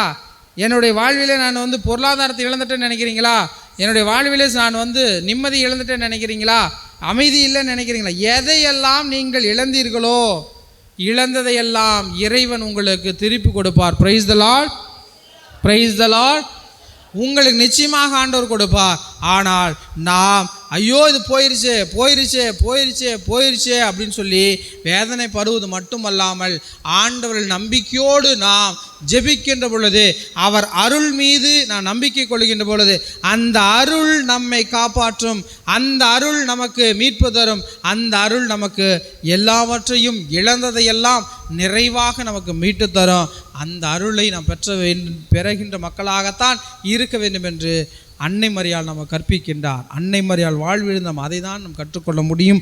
அதை தான் அன்னை மரியாள் நமக்கு பாடமாக சொல்லிக் கொடுக்கின்றார். லூக்காஸ் நற்செய்தி 23ஆம் அதிகாரம் 27.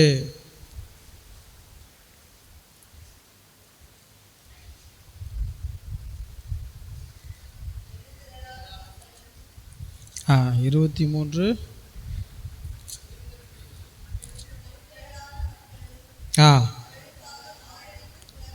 பெருந்திரளான மக்களும் அவருக்காக மாரடித்து புலம்பி ஒப்பாரி வைத்த பெண்களும் அவர் பின்னே சென்றார்கள். நிறைய பெண்கள் இயேசு கிறிஸ்துவை அந்த பாடுவையில் சிலுவையில் அறைவதற்காக சிலுவை சுமந்து கொண்டு போகின்ற பொழுது பல பெருந்திரளான பெண்கள் மக்கள் அனைவரும் மாரடித்து கொண்டு அவர் பின்னே சென்றார்கள். இயேசு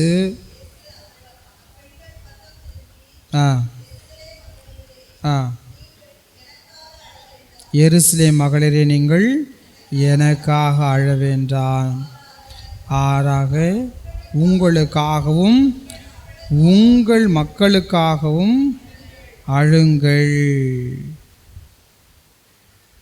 என்று சொல்லுகின்றார்.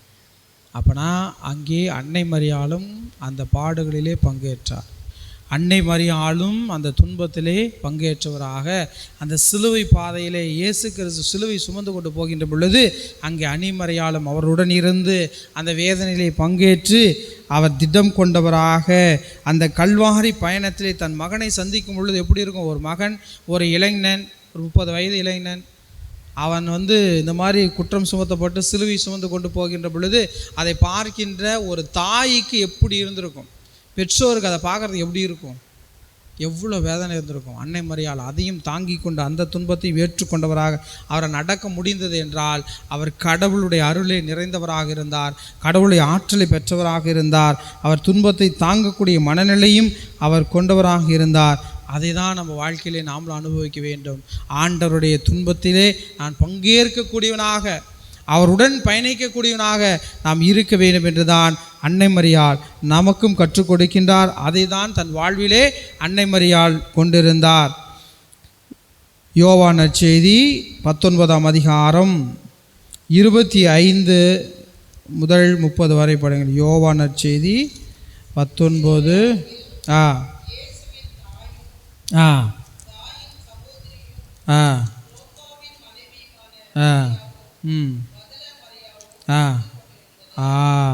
சிலுவை அருகில் யாராக இருந்தா? இயேசுவின் தாய் இருந்தாங்க. அன்னை மரியாள் சிலுவை அருகிலே இருக்காங்க, பார்க்குறாங்க. அப்படியே ரத்தம் மேலேருந்து சிந்திட்டு இருக்குது. அன்னை மரியாள் கீழே நிற்கிறாங்க. அது ரத்தம் நம்முடைய மகன் நல்லா நினச்சி பாருங்கள். மகனை அப்படியே தொங்க விட்டுருக்காங்க, ரத்தம் கீழே வலியுது. அது அடியில் அப்படியே அவருடைய பெற்றோர் நீங்கள் நின்றுட்டு இருந்தால் எப்படி இருந்திருக்கும்? எவ்வளோ கஷ்டமாக இருந்திருக்கும். அதை நம்ம நினச்சி கூட பார்க்க முடியல. அதெல்லாம் அவ்வளோ துன்பத்தை மரியாள் அனுபவிச்ச மாதிரிலாம் இயேசு கிறிஸ்து கூட தொங்கி அவர் இறந்துருப்பார். ஆனால் அன்னை மரியாள் அதை மனசில் தாங்கி, உள்ளத்தில் தாங்கி தாங்கி தாங்கி தாங்கி நம்மளாம் சின்ன கஷ்டம் வந்தாவே தாங்க முடியல, மனம் வலிக்குதுன்னு சொல்கிறோம், மனம் கஷ்டமாக இருக்குன்றோம். அன்னை மரியாள் அவ்வளோ துன்பத்தையும் ஏற்றுக்கொண்டு வலிமை மிக்க தாயாக இருந்தாள். சிலுவின் அருகில் இயேசுவின் தாயும் தாயின் சகோதரியும் குலோப்பாவின் மனைவியுமான மரியாவும் மகதிலே மரியாவும் நின்று கொண்டிருந்தனர். இயேசு தம் தாயையும் அருகில் நின்ற தம் அன்பு சீடரையும் கண்டு தம் தாயிடம், அம்மா, இவரே உன் மகன் என்றார். பின்னர் தம் சீடரிடம், இவரே உம் தாய் என்றார். அந்நேரம் முதல் சீடர் அவரை தம் வீட்டில் ஏற்று ஆதரவு. இது சாதாரணமாக நம்ம நினைக்கிறோம். இது இயேசு சைட்லேருந்து பார்த்தீங்கன்னா இயேசு ஒரு பொறுப்பாக ஒப்படைக்கிறார்னு அர்த்தம். ஆனால் நல்லா நினச்சி பாருங்கள், உங்கள் மகனோ மகளோ உங்கள்கிட்ட இனிமேல் நான் உங்களுக்கு பையன் கிடையாது, நான் இனிமேல் உங்களுக்கு பிள்ளை கிடையாது, நீங்கள் எனக்கு அப்பா அம்மா கிடையாது அப்படின்னு சொன்னால் ஒரு பெற்றோர் மனசு எப்படி இருக்கும்? எனக்கு தேவை கிடையாது நீங்கள் அப்படின்னு சொல்லிட்டு வீட்டை விட்டு பையனை கிளம்புறான், பொண்ணு வீட்டை விட்டு கிளம்புனாவே எப்படி இருக்கும் உங்களுக்கு? அதை நினச்சி பாருங்கள் எப்படி இருக்கும். பையன் நான் கிடையாதுப்பா, இனிமேட்டு வேணா நீங்கள் தான் அந்த பக்கத்து வீட்டில் இருக்கிற அந்த பையனை வச்சுங்க, அவன் தான் உங்களுக்கு பையன், அந்த பொண்ணு தான் உங்களுக்கு பொண்ணு. இல்லைன்னா உங்கள் சித்தா உங்கள் அண்ணன் பொண்ணை வச்சுக்கோங்க, அக்கா பொண்ணை நீங்கள் வச்சுங்க, பையனை நீங்கள் வச்சுங்க, அவங்க தான் இனிமேட்டு உங்களுக்கு பிள்ளைங்க. நான்லாம் எனக்கு உங்களுக்கு பிள்ளை கிடையாது, நான் போகிறேன், நீங்கள் இனிமேட்டு எனக்கு பெற்றோரும் கிடையாது, நீ அப்பா அம்மா கிடையாது, நானும் உங்களுக்கு பிள்ளை கிடையாது அப்படின்னு சொல்லிட்டு அவன் கிளம்பி வெளியில் போனால் உன் மனசு எப்படி இருக்கும்? எவ்வளோ பாடுபடும். சரி பாப்பா, வெரி குட், இங்கே இருக்கிறது தொல்லை, நீ பேசாமல் வெளியிலே போனால் பெட்டரடா அப்பா சாமி நீ போய் தொலை அப்படின்னு சொல்லி அனுப்பி விட்ருவோமா? யார் அப்படி அனுப்புவா? அவ்வளோ ஏங்க ஒன்றுமே பிரச்சனை இல்லை, அவ்வளோ ஏன் போகணும்? உங்கள் மகனோ இங்கே பாருங்கள், நான் வந்து சாமியார் ஆக போகிறேன், நான் சிஸ்டர் ஆக போகிறேன் அப்படின்னு சொல்லிட்டு உங்களை சொல்லிவிட்டு வீட்டை விட்டு கிளம்பி போனால் என்ன செய்வீங்க?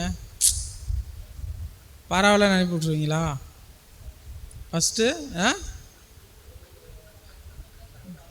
ஆசை வச்சுருக்காரு குருவை போகிறேன்னு சொல்லி அனுப்புவீங்க. ஆனால் அனுப்பும் போதில் இருக்குது, நீங்கள் அனுப்பும் போது உங்கள் பையனை இவ்வளோ தூரம் படிக்க வச்சுட்டு நீங்கள் சரி போன்னு சொல்ல உங்களுக்கு தோணும். ஆனால் அவங்க போகும்போது தான் உங்களுக்கு எப்படி இருக்குன்னு தெரியுமா?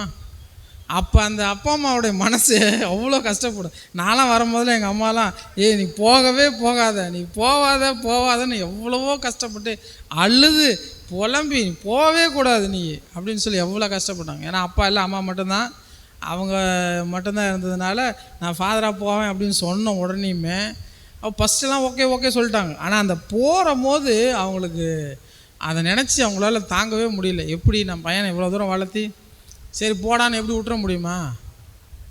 அவங்க அது என்னென்னமோ நினச்சி படிக்க வச்சுருப்பாங்க. என் பையன் இதெல்லாம் படிக்கட்டும், இதெல்லாம் சொன்னாலும் சரி கடவுளுக்கு தான் கொடுக்குறோம் அப்படின்ற ஒரு மனசு இருக்கும். ஆனால் இருந்தாலும் அந்த பையனை நம்ம கொடுக்குறோமே, இனி அவனை பார்க்க முடியாது, நம்ம போனது தான் அப்படின்னு சொல்லி அவங்க நினைக்கும் போது அவங்களுக்கு எவ்வளோ கஷ்டமாக இருந்துச்சு. உண்மையாலுமே எங்கள் அம்மாலாம், எங்கள் அண்ணன் ஒரு அக்கா, எங்கள் அண்ணெல்லாம் வந்துட்டு நான் இத்தனைக்கும் +2 முடிச்சுட்டு நான் டிப்ளமோ மெக்கானிக்கல் முடிச்சுட்டு அதுக்கப்புறம் தான் நான் வந்து சாமியாருக்கு போகணுன்னு நினச்சி நான் வரேன். அப்போவே என்ன சொல்கிறாங்க, உனக்கு ஒன்றுமே தெரியாது, நீ தெரியாமல் முடிவு பண்ணிட்ட, நீ சாமியார் ஆகணுங்கிறதுலாம் தெரியாமல் முடிவு பண்ணி, நீ சின்ன பையன், உனக்கு புரியல, நீ போகாதன்னு ஒரே அழுக. அதுக்கு முன்னாடி எல்லாம் சொல்லி கேம்பெல்லாம் போயிட்டு முடிச்சுட்டு வந்துட்டு ரெடி ஆகி கிளம்பும் போது அவ்வளோ பிரச்சனை. முடியாது நான் போயே ஆவேன்னு சொல்லிட்டு அவங்கள அவ்வளோ கஷ்டப்பட்டு வேணாம் அப்படின்னு சொல்லிட்டு அதுக்கப்புறம் தான் நான் கிளம்பி வந்தேன். பிரியமானவர்களே, ஒரு பெற்றோர் அவ்வளோ சாதாரணமாக பிள்ளைங்களை வந்து போன் விட்டுற முடியாது. இன்றைக்கெல்லாம் விடுங்களேன் பார்க்கலாம், எத்தனை சிஸ்டர்ஸ் எத்தனை ஃபாதர்ஸ் நம்ம ஊர்லேருந்து உருவாகியிருக்காங்க. இந்த பொங்கலேருந்து எத்தனை ஃபாதர்ஸ் இருக்காங்க? ஒரு 10 சாமியார் அட்லீஸ்ட்டு அதிகமாக இருப்பாங்களா? 20 பேர், சில ஊரில் 30-50 பேர் இருப்பாங்க. இங்கே எவ்வளோ இருப்பாங்க நம்ம பங்குலேருந்து சாமியார் எத்தனை பேர்? நேட்டிவ் ப்ரீஸ்ட் எத்தனை சாமியார் இருப்பாங்க? ஒரு 10 பேர் இருப்பாங்களா? கூட இருக்கும் ஒரு 30-40 பேர் இருப்பாங்களா? ஒரு சிஸ்டர்ஸ்னால் 50 பேர் 100 பேர் இருப்பாங்க. பரவாயில்ல. அப்படி அவங்க கொடுக்கும் போது அவங்களுக்கு தெரியும், அவங்க பெற்றோரை போய் கேட்டோம்னா தான் தெரியும் அவங்க எவ்வளோ மனவேதனை போகிறாங்க. ஃபாதராக போகிறதுக்கு சிஸ்டராக போகிறதுக்கு ஒரு நல்ல காரியம், கடவுள் பணி செய்யக்கூடிய அந்த காரியத்தை பண்ணுறதுக்கு நீங்கள் போங்கன்னு சொல்லும் போதே நம்மளால் அந்த பிள்ளைங்களை அனுப்புறதுக்கு அவ்வளோ வேதனைப்படுறோம், கஷ்டப்படுறோம்.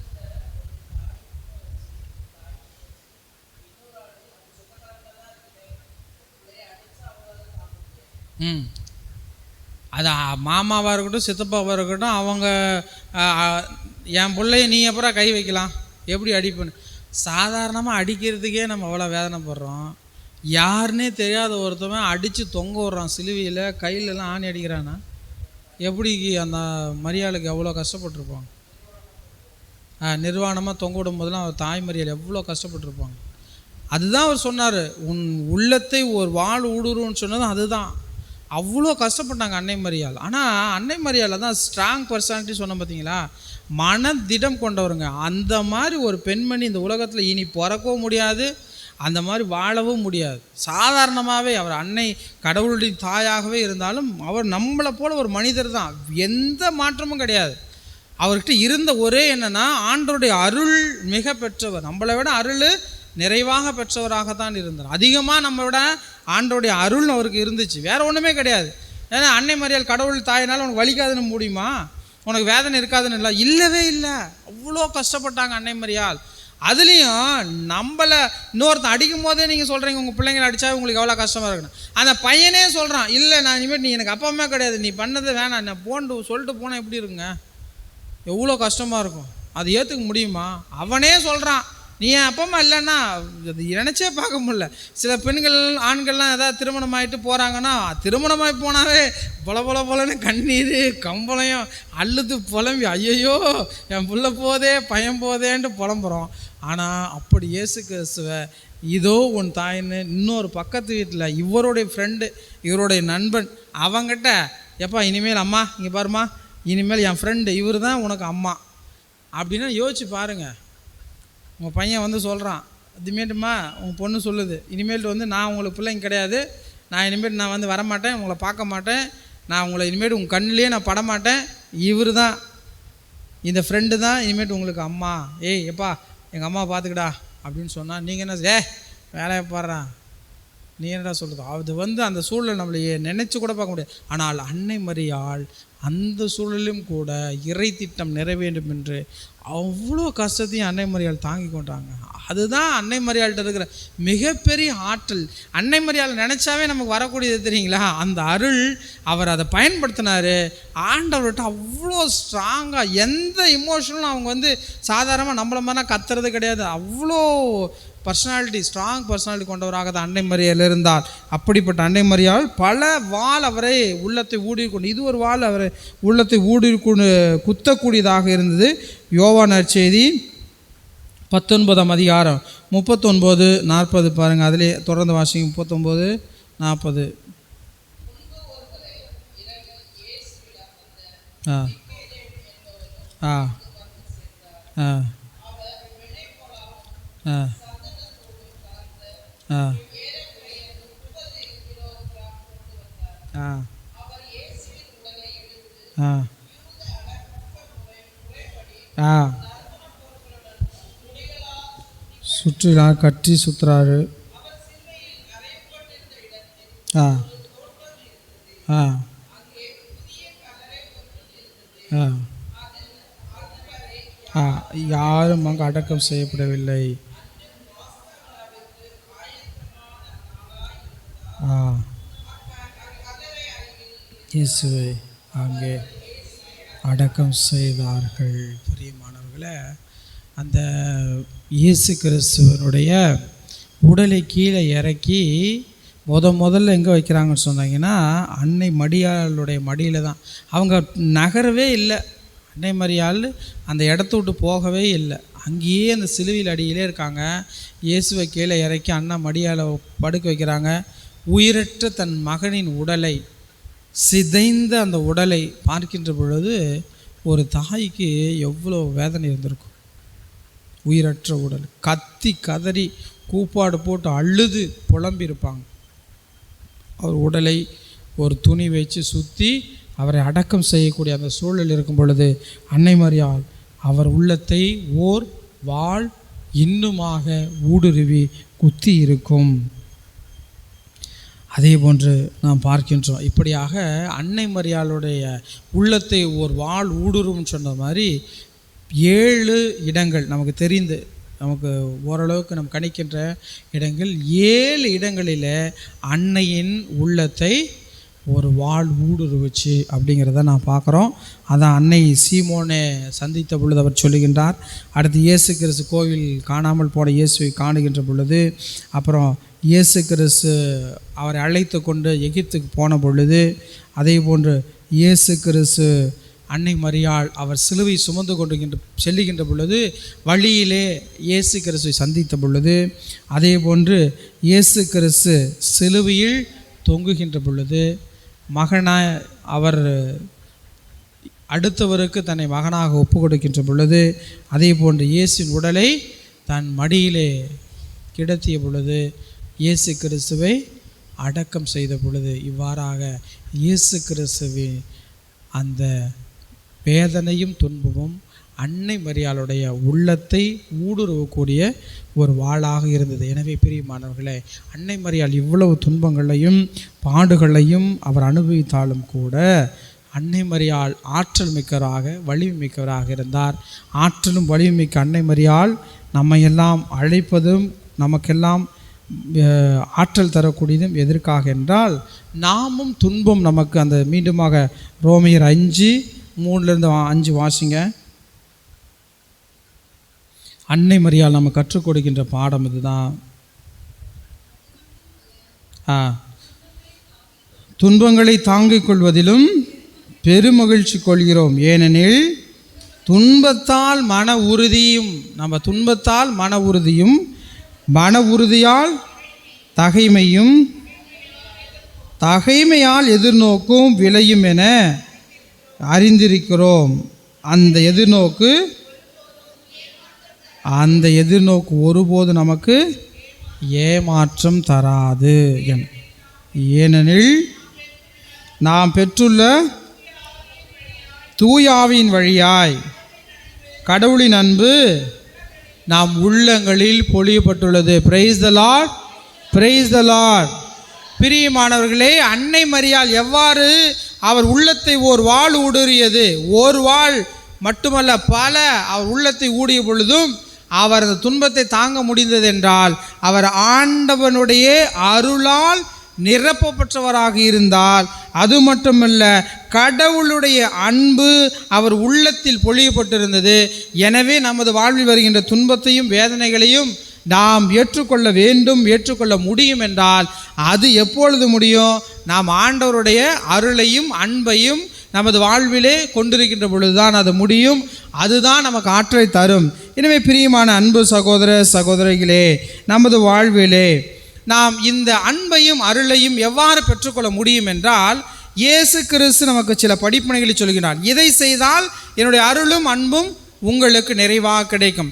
அதாவது நம்முடைய வாழ்க்கையில் எபிரேயருக்கு எழுதிய திருமுகம் 13வது அதிகாரம் 1 to 6 வரை வாசிங்கள.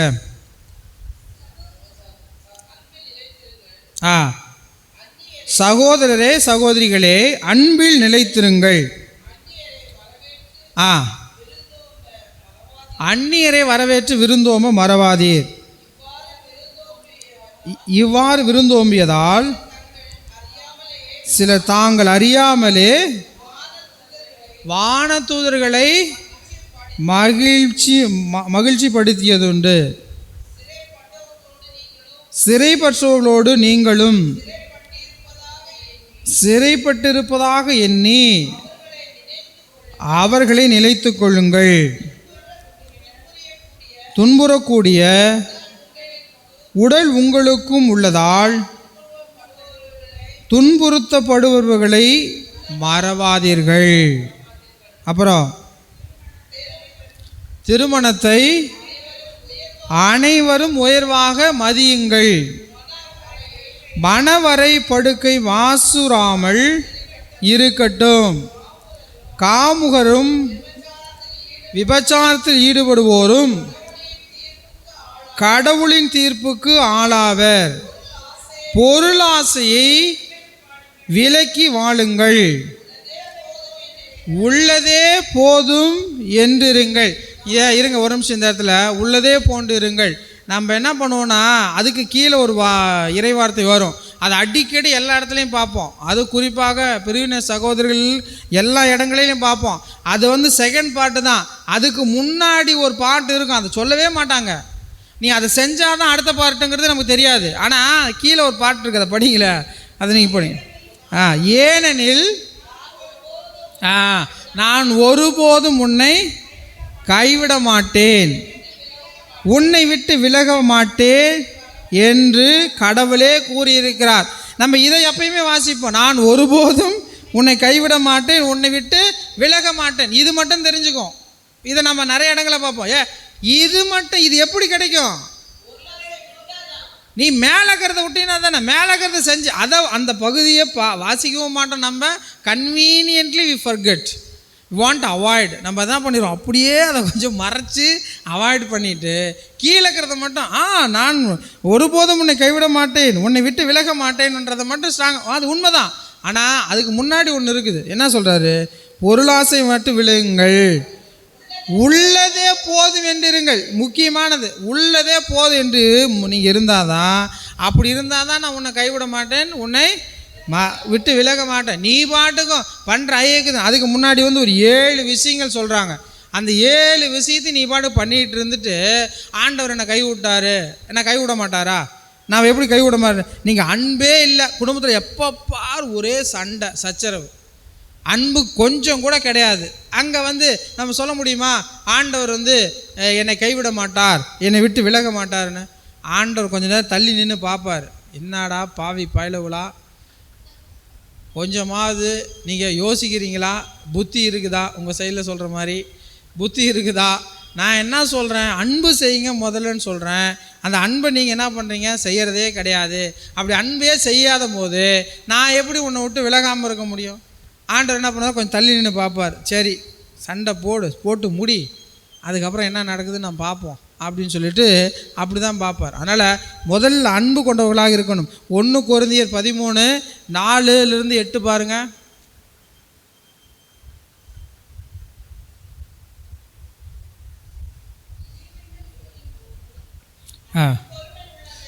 என்னது அன்பு, பொறுமை. சரி, எப்படி அன்பு செய்கிறதுக்கு உதாரணம் தெளிவாக பவுலடியார் சொல்லிட்டாரு.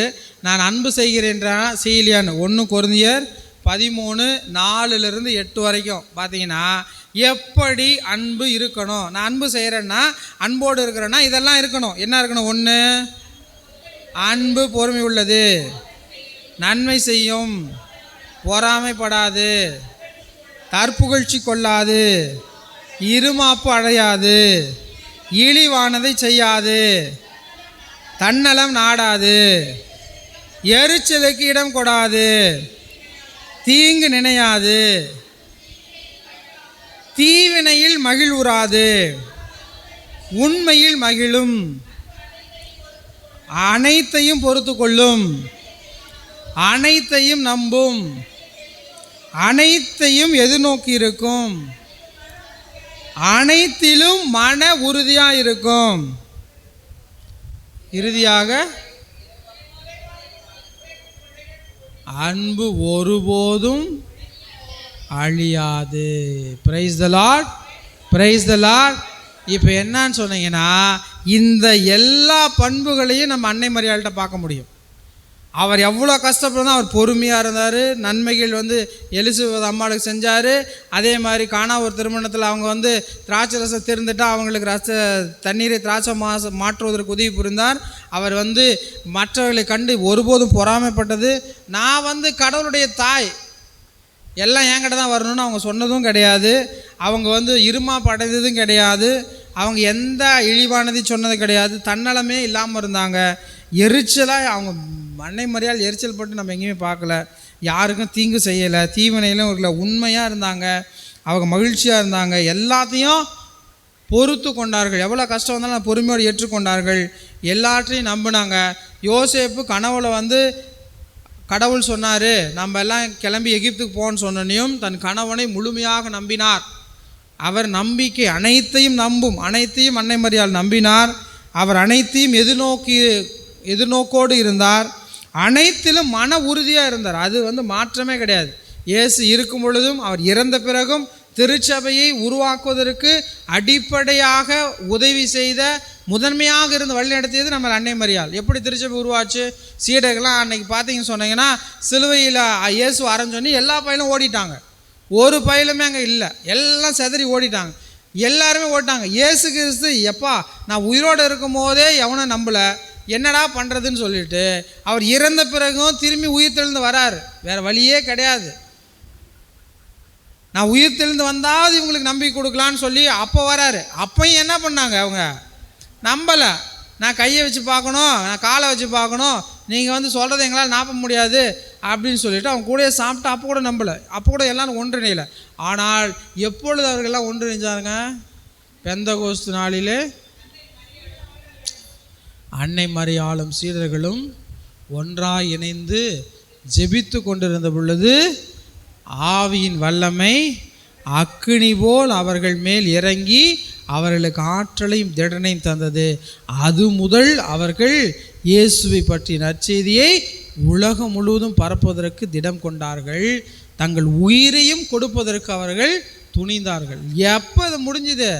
அன்னை மரியாள் அவங்களெல்லாம் கூப்பிட்டு உட்கார வச்சு ஜெபம் செய்ய வச்சு ஆவியின் வல்லமையை பெறுவதற்காக துதித்து ஆராதித்து மன்றாடி, ஆண்டவரே இந்த பயலுகள்லாம் கொஞ்சம் கூட மன உறுதியே இல்லாமல் இருக்கிறாங்க, திடமே இல்லாமல் இருக்காங்க, ஆவியின் வல்லமை கொடுங்க, திடம் பெற வேண்டும், மன உறுதி பெற வேண்டும், ஆற்றல் பெற வேண்டும் என்று அவர் ஜெபித்ததன் மூலமாக அவர்கள் ஆற்றல் பெற்றார்கள். அப்படிப்பட்டவர் தான் நம்ம அன்னை மரியாள். இன்றைக்கி அவங்க மட்டும் அன்னைக்கு ஜெபிக்காமல் இருந்திருந்தால் எந்த அப்போஸ்தலருமே எழுந்திருக்க மாட்டாங்க, எல்லாம் ஓடி போயிருப்பாங்க. இன்றைக்கி திருச்சபையெல்லாம் அப்படிலாம் எழுந்திருக்குமான்றதே டவுட்டாக இருக்குது. அவ்வளவு மன உறுதி கொண்டவராக அன்னை மரியாள் இருந்தார். எனவே நாமும் அப்படி கொண்டவர்களாக இருக்கோம். இப்போ சின்ன விஷயங்க, நீங்கள் அன்புங்கிற இடத்துல உங்கள் பேரை போட்டுக்குங்க, உங்கள் பேரை போட்டுக்குங்க. அப்படியே அதை வாசிங்களே. அன்புக்கு பதிலாக உங்கள் பேர் என்ன? சும்மா ஒரு பேர் சொல்லுங்கள். மேரி. ஆமாம். வேற ஒரு சொல்லுங்கள். மீரா, கீதா. ஓகே. இப்போ என்ன பண்ணுங்கன்னா உங்கள் பேரை போட்டு கீதா பொறுமை உள்ளது, கீதா நன்மை செய்யும், யோசேப்பு பொறாமைப்படாது, பீட்டர் தற்புகழ்ச்சி கொள்ளாது அப்படின்னு நீங்கள் அன்பு இருக்கிற இடத்துல எல்லாத்துலேயும் நீங்கள் யார்? நீங்கள் தான் அன்பு. புரியுதா? நீங்கள் தான் அன்பு. நாம் அன்பால் ஆண்டவருடைய ஆசிரியை பெற்றிருக்கிறோம். அப்போ அன்புன்ற இடத்துல நீங்கள் யார் உங்கள் பேரை சொல்லாதீங்க, உங்கள் பேரை போட்டுங்க. அன்புன்னு சொல்லாமல் போட்டிங்கன்னா இப்படி தான் நம்ம இருக்கணும். இதுதான் அடிப்படை. அன்னை மரியாள் நம்ம கற்றுக் கொடுக்குறது. வீட்டில் போய் வேணால் வச்சு பாருங்கள். அன்பு அப்படிங்கிற இடத்துல உங்கள் பேரை போட்டுங்க. பீட்டர், கீதா, மேரி, அலெக்சாண்டர், யோசேப்பு, எதை வேணாலும் போட்டு வாசிங்களே. ஒரு நிமிஷம் அப்படியே வாசிங்க உங்கள் பேரை போட்டு. அன்புக்கு இடத்துல உங்கள் பேரை போட்டுடணும். பேரி பொறுமை உள்ளது, மேரி நன்மை செய்யும், மேரி பொறாமைப்படாது, மேரி தற்புகழ்ச்சி கொள்ளாது, மேரி இருமாப்பு அடையாது, மேரி இழிவானதை செய்யாது, மேரி தன்னலம் நாடாது, மேரி எரிச்சலுக்கு இடம் கொடாது, மேரி தீங்கு நினையாது, மேரி தீவினையில் மகிழ்வுறாது, உண்மையில் மேரி மகிழும், மேரி அனைத்தையும் பொறுத்து கொள்ளும், மேரி அனைத்தையும் நம்பும், மேரி அனைத்தையும் எதிர்நோக்கி இருக்கும், மன உறுதியாக இருக்கும், மேரி அன்பு ஒருபோதும் அழியாது. இதை நீங்கள் வாசிக்கும் பொழுதே தோணுதா நம்ம அந்த மாதிரியா இருக்கிறோம்? நம்ம அப்படி தான் இருக்கிறோம். வீட்டில் போய்ட்டு ஒரு பேப்பர் எடுத்து உங்கள் பேரை எழுதி இதை தான் ஆண்டவர் செய்ய வேண்டும் என்று விரும்புகின்றார். அப்படி நம்ம செஞ்சோம் என்றால் ஆண்டவர் நம்மை ஒருபோதும் கைவிட மாட்டார், நம்மை விட்டு ஒருபோதும் விலக மாட்டார். அதே மாதிரி நம்மளுடைய உறவினர்கள் விருந்தோம்பலில் நீங்கள் வரவேற்று அன்போடு விருந்தோம்பல் செய்யுங்கள். அது எப்படின்னு பாருங்கள். அப்படி செஞ்சால் தாங்கள் அழியாமலேயே வானதூதர்களை மகிழ்ச்சி படுத்தியதுண்டு. அப்போனா விருந்தோம்பல் யாராவது உங்கள் வீட்டுக்கு வந்தாங்கன்னா அவங்க யார் வரா? வானதூதரே வர மாதிரி. உங்கள் சொந்தக்காரங்க, அங்காளி பங்காளி, அண்ணன் தம்பி, அக்கா தங்கச்சி வந்தால் இன்முகத்தோடு வரவேறுங்க. என்ன பகைமை இருந்தாலும், என்ன சண்டை சச்சந்தா, ஏய் நீ என் வீட்டு பக்கம் வரக்கூடாது, நீ என்னை மூஞ்சிலே முழிக்கக்கூடாது, நீ என்ன நான் செத்தாலும் நீ வரக்கூடாது, நீ அப்படியே ஒழிஞ்சு போயிடு, நீ வந்துடாத அப்படின்லாம் சொல்லக்கூடாது. சரியா? அப்படிலாம் நம்ம உறவினர் சொல்லக்கூடாது. யாராக இருந்தாலும் நம்ம என்ன பண்ணணும்? அவர்களை வரவேற்று அவர்களுக்கு தேவையானதை நாம் செய்ய வேண்டும். சிறைப்பட்டவர்களோடு நாமும் சிறைப்பட்டது போல எண்ணி அவர்களை நம்முடைய துன்பத்திலே நாம் பங்கேற்க வேண்டும். அப்புறம் துன்புறுவர்களை மறக்கக்கூடாது. யாராவது கஷ்டப்பட்டாங்கன்னா நீங்கள் போய் உதவி செய்ய முயற்சி பண்ணுங்கள். அன்னை மரியாள் இதை தான் செஞ்சாங்க. திரும்பியும் எலிசபெத் அம்மார்கள் அங்கே வேதனை விட்டுருக்குறாங்கன்னு சொல்லிட்டு இவங்க கஷ்டப்பட்டாலும் பரவாயில்லன்னு போயிட்டு மற்றவங்களுக்கு உதவி செய்தார்கள். அது அன்னை மரியாள் செய்த மிகப்பெரிய இது. நம்மளும் கஷ்டப்பட்ட வாழ்க்கையிலே நாம்ளும் பிறருக்கு உதவி செய்ய முற்பட வேண்டும். நான் பாருங்கள் அடுத்தது, எப்பா திருமணத்தை அனைவரும் உயர்வாக நம்புங்க. ஐயோ என்னத்துக்கு பண்ணணும், இவ்வளோ கொடுமையாக இருக்குதே, கஷ்டமாக இருக்குது, இது பேசாமல் கல்யாணமே பண்ணாமல் வந்திருக்கலாம் அப்படிலாம் நினைக்காதீங்க. கல்யாணம் பண்ணாலும் பண்ணாத இருந்தாலும் கடவுளுடைய ஆசீர்வாதம் உங்களுக்கு இருக்குது. திருமணம் என்பது சாதாரண விஷயம் கிடையாது. குருக்களும் கன்னியர்களும் செய்ய முடியாத மிகப்பெரிய ஒரு பணியை நீங்கள் செய்து கொண்டு இருக்கீர்கள். நினைக்காதீங்க சாமியார் சிஸ்டர் தான் உயர்ந்தவர்கள், நம்ம அப்படி தான் என்ன நினைக்கிறோம், அவங்க தான் நிறைய இறைப்பணி செய்கிறாங்கன்னு. கிடையாது. எங்களை விட நீங்கள் திருமணமானவர்கள் தான் இறைவனுடைய பணியை நேரடியாக செய்யக்கூடியவர்கள். ஆண்டவருடைய பணி முதலாக எப்படியாக இருந்தது? கடவுள் என்ன பண்ணார்? இந்த உலகத்தை படைத்தார். அதன் பிறகு அந்த படைத்தலை செய்யக்கூடியவர்கள் யார்? அதுக்கப்புறம் யார்? தாயும் தந்தையும். நீங்கள் தான். என்ன எங்கெங்கேயோ போகிறீங்க? நீங்கள் தான் கடவுளுடைய படைப்பு பணியை தொடர்ந்து செய்யக்கூடியவர்கள். நீங்கள் தான் இறைவன். ஒவ்வொரு குழந்தையும் ஆண்டவருடைய படைப்பு, ஆண்டவருடைய அன்பின் வெளிப்பாடு. நீங்கள் ஆண்டவருடைய படைப்பின் சிகரமாக இருக்கிறீர்கள். அது மறந்துடவே கூடாது. திருமணம் என்பது அதுதான் அடிப்படை. அந்த சிகரத்தினுடைய பணியை செய்யக்கூடியவர்களாகத்தான் நீங்கள் இருக்கிறீங்க. அதுதான் மிக உயர்ந்த பணி. எனவே நீங்கள் திருமணத்தை உயர்வாக மதிக்க வேண்டும். திருமணம் என்பது கடவுள் நம்ம கொடுத்திருக்கின்ற மிகப்பெரிய வாய்ப்பு, கொடை. இது யாருக்குமே கிடைக்காது. அந்த இறை படைத்தல் தொழிலை நீங்கள் தான் செய்கிறீங்க. அந்த படைத்தலை நீங்கள் யாருமே இல்லைன்னு சொன்னால் அந்த உலகம் கடவுள் படைச்சதோடு நின்றுருக்கும். அதுக்கப்புறம் எப்படி இருக்கும்? ஆதாமியால் மட்டும்தான் இருப்பாங்க, வேறு யாருமே இருந்திருக்க மாட்டாங்களே. அதுக்கடுத்தது பிள்ளைகள், அடுத்தது பிள்ளைகள் வரும் பொழுது தான் இந்த உலகம் நிரப்பப்படுகின்றது. ஆண்டவர் சொன்ன கட்டளை அதுதான். நீங்கள் உலகம் என்று, நீங்கள் இந்த உலகத்தை உங்கள் பிள்ளை செல்வங்களால் நிரப்புங்கள் என்று சொல்வது போல அந்த பணியை நம்ம எல்லாம் செஞ்சுட்டு இருக்கிறோம். அப்படிங்கிறத நீங்கள் மறந்துடக்கூடாது. நீங்கள் அந்த பணியை செய்கிறீங்க. அந்த பணி கடவுள் கொடுத்தது. எனவே அவர் தெளிவாக சொல்லுகின்றார், நீங்கள் திருமணத்தை அனைவரும் உயர்வாக மதியுங்கள். முதல்ல மதியுங்க. எப்பா ஆண்டவர் எனக்கு வாய்ப்பு கொடுத்துருக்காங்க. அப்போ தான் குடும்பத்தில் ஒற்றுமை கிடைக்கும், சமாதானம் கிடைக்கும், நான் மகிழ்ச்சியோடு இருக்க முடியும். அடுத்தது மணவரை படுக்கை மாசுறாமல் இருக்கட்டும். எனவே திருமண உடன்படிக்கையில் நீங்கள் நிலைத்திருக்க வேண்டும். அது ரொம்ப முக்கியமான செயல்பாடு. நீங்கள் உங்கள் திருமண உடன்படிக்கையை நீங்கள் புதுப்பித்து கொள்ள வேண்டும். அப்பப்போ அதில் நீங்கள் எப்பொழுதுமே மாசுறாமல் காக்கக்கூடிய மக்களாக இருக்க வேண்டும் என்று தான் ஆண்டவர் விரும்புகின்றார். எனவே பிரியமானவர்களே, பொருள் ஆசை விட்டு விலகுங்கள். ரொம்பலாம் பொருளுக்கு ஆசைப்படாதீங்க. எவ்வளோ இருக்கிறதே போதும். கடவுளை ஆஸ்வதிக்கிறார். யாரும் இந்த உலகத்தில் பொருள் வச்சுருக்கிறீங்க எல்லாருமே மகிழ்ச்சியாக இருக்கிறாங்கன்னு சொல்லவே முடியாது. நிறைய பணம் இருக்குது, அவங்கள்ட்ட மகிழ்ச்சி இருக்குதுன்னு நினைக்கிறீங்களா? நிறைய சொத்து இருக்குது, மகிழ்ச்சி இருக்குதுன்னு நினைக்கிறீங்களா? அப்படிலாம் கிடையாது. ஆனால் அமைதி இருக்குமாங்க? ஐயோ அந்த சொத்தை எப்பரா காப்பாற்றுறது? அது இன்னும் கொஞ்சம் வயசாகிடுச்சுன்னா இவங்க கஷ்டப்பட்டு சொத்து சேர்த்து வச்சுருப்பாங்க. வயசாகிடுச்சுனா தான் அவங்களுக்கு அந்த பயமே வரும். ஐயோ அந்த சொத்தை ஏன் பிடிங்கிட்டு போகிறானோ? பெரியவனுக்கு கொடுக்குறதா, சின்னவனுக்கு கொடுக்குறதா, பெரியவளுக்கு கொடுக்குறதா, சின்னவளுக்கு கொடுக்குறதா, பக்கத்தில் யாருக்கு கொடுக்குறது, என்ன பண்ணுவாங்களேன்னு கடைசியில் அவங்களாம் அடிச்சுக்கிட்டு, ஏன்டா இவ்வளோ கஷ்டப்பட்டு சோறு தண்ணி இல்லாமல் சாப்பாடு இல்லாமல் நான் சேர்த்து வச்சேன், இன்றைக்கி எல்லாம் அடிச்சுக்குதுங்களே, நம்மளை ஒருத்தரும் பார்க்க மாட்டேங்கிறாங்க, அப்படி நிலை தான் வருவாங்க. அதனால் பொருள் ஆசை விலகுங்கள், உள்ளதே போதும் என்றிருங்கள். அந்த நிறைவான மனசு ஆண்டவர் எனக்கு கொடுத்துருக்காரு, போதும். ஆண்டவர் எனக்கு கொடுத்துருக்காரு மகிழ்ச்சியோடு இருக்கும் பொழுது என்ன பண்ணுவார்னா, ஆண்டவர் நான் ஒருபோதும் உன்னை கைவிட மாட்டேன், உன்னை விட்டு விலக மாட்டேன். தொடர்ந்து வாசம். அதனால் நான் என்று கடவுள் கூறியிருக்கின்றார். இதனால் நாம் துணிவோடு, ஆண்டவரே எனக்கு துணை, நான் அஞ்ச மாட்டேன், மனிதர் எனக்கு எதிராக என்ன செய்ய முடியும் என்று நம்மால் கூற முடியும். எனவே பிரியமான அன்பு சகோதர சகோதரிகளே, ஆய் மரியாள் அவருடைய உள்ளத்தை வாழ் ஊடுருவதனால் அவர் மனம் திடம் பெற்றவராக, ஆற்றல் பெற்றவராக மாறினார். எதிர்நோக்கு கொண்டவராக இருந்தார். அவர் அன்பை விதைக்கக்கூடியவராக மாறினார். எனவே இந்த உலகத்திலே அன்னை மரியாள் இன்று வரை நமக்காக தொடர்ந்து பரிந்து பேசி கொண்டு இருக்கின்றார். அன்னை மரியாள் எல்லா துன்பத்தையும் பார்த்துட்டாங்க, எல்லா கஷ்டத்தையும் பார்த்துட்டாங்க, எல்லா வேதனையும் பார்த்துட்டாங்க.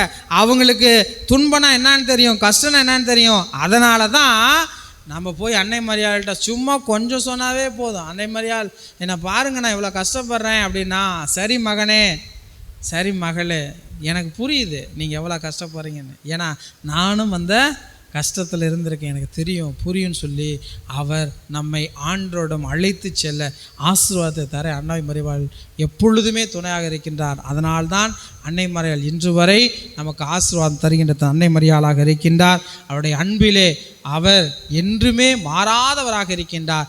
துன்பத்திலும் கூட அவர் வேதனையிலும் கூட மனதிடமும் மன உறுதியும் கொண்டு அன்பில் வலுவாதவராக வாழ்ந்தார். அதே போல் நாமும் நம்முடைய வாழ்க்கையில் வருகின்ற துன்ப துயரங்களையும் வேதனைகளையும் ஏற்றுக்கொண்டு ஆண்டவர் எனக்கு ஆற்றலும் வலிமையும் தர நம்பிக்கையோடு செயல்படுவோம்.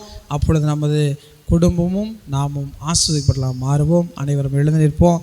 எழுந்து நின்று நாம் இப்பொழுது ஆண்டவரை நோக்கி ஒரு பாடலை பாடி ஆண்டவருடைய அன்பையும் ஆண்டவருடைய ஆற்றலையும் வலிமையும் சக்தியையும் பெற்றவர்களாகவும் மனதிடமுடையவர்களாகவும் இருக்கின்றோம். ஆண்டவர் நம்மை கைவிட மாட்டார், நம்மை எப்பொழுதுமே காக்கின்றார். அவர் ஒருபோதும் விட்டு விலகுவதில்லை, நம்மோடு இருக்கின்றார் என்ற மனநிலையோடு ஆண்டவருக்கு இந்த பாடலை நம்ம ஒப்புக் கொடுப்போம். எல்லோரும் எழுந்து நிற்போம்.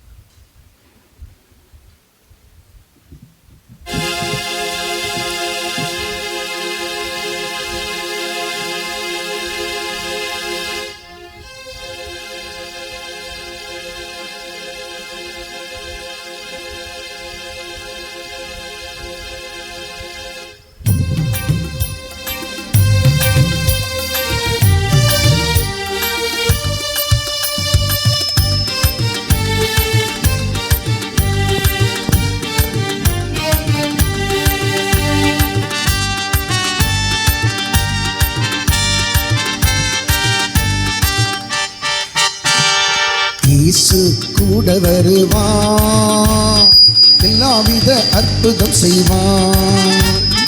இயேசு கூட வருவார், எல்லாவித அற்புதம் செய்வார். தந்தானா தந்தன தந்தானா, தந்தானா தந்தன தந்தானா, தந்தானே தந்தன தந்தானா, தந்தானே தந்தன தந்தானா.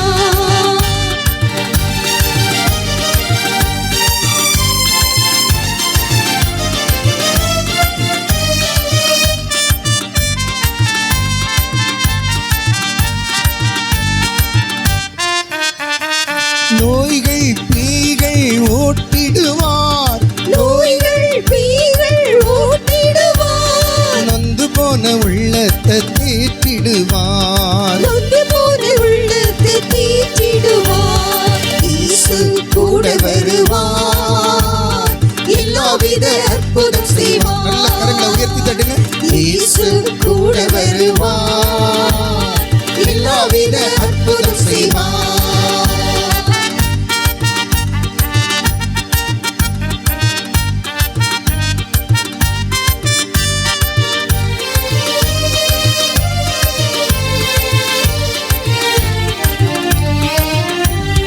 வேதனை துன்பம் நீக்கிடுவார், வேதனை துன்பம் நீக்கிடுவார். சமாதானம் சந்தோஷம் எனக்கு தருவார். சமாதானம் சந்தோஷம் எனக்கு தருவார். இயேசு கூட வருவார், எல்லாவித அற்புதம் செய்வார்.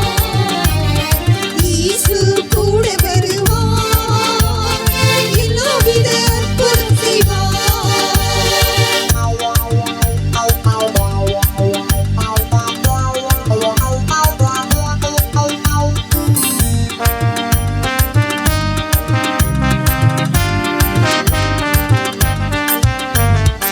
எடுத்த காரியத்தில் வெற்றி பெறுவேன், எடுத்த காரியத்தில் வெற்றி பெறுவேன். எதிரியான சாத்தான முறியடிப்பேன். எதிரியான சாத்தானை முறியடிப்பேன். இயேசு கூட வருவார், எல்லாவித அற்புதம் செய்வார். இயேசு கூட வருவார், எல்லாவித அற்புதம் செய்வார். நல்ல கரங்களை தட்டுங்க, உயர்த்தி தட்டுங்க, கையை தூக்கி தட்டுங்க மாணவர்கள்.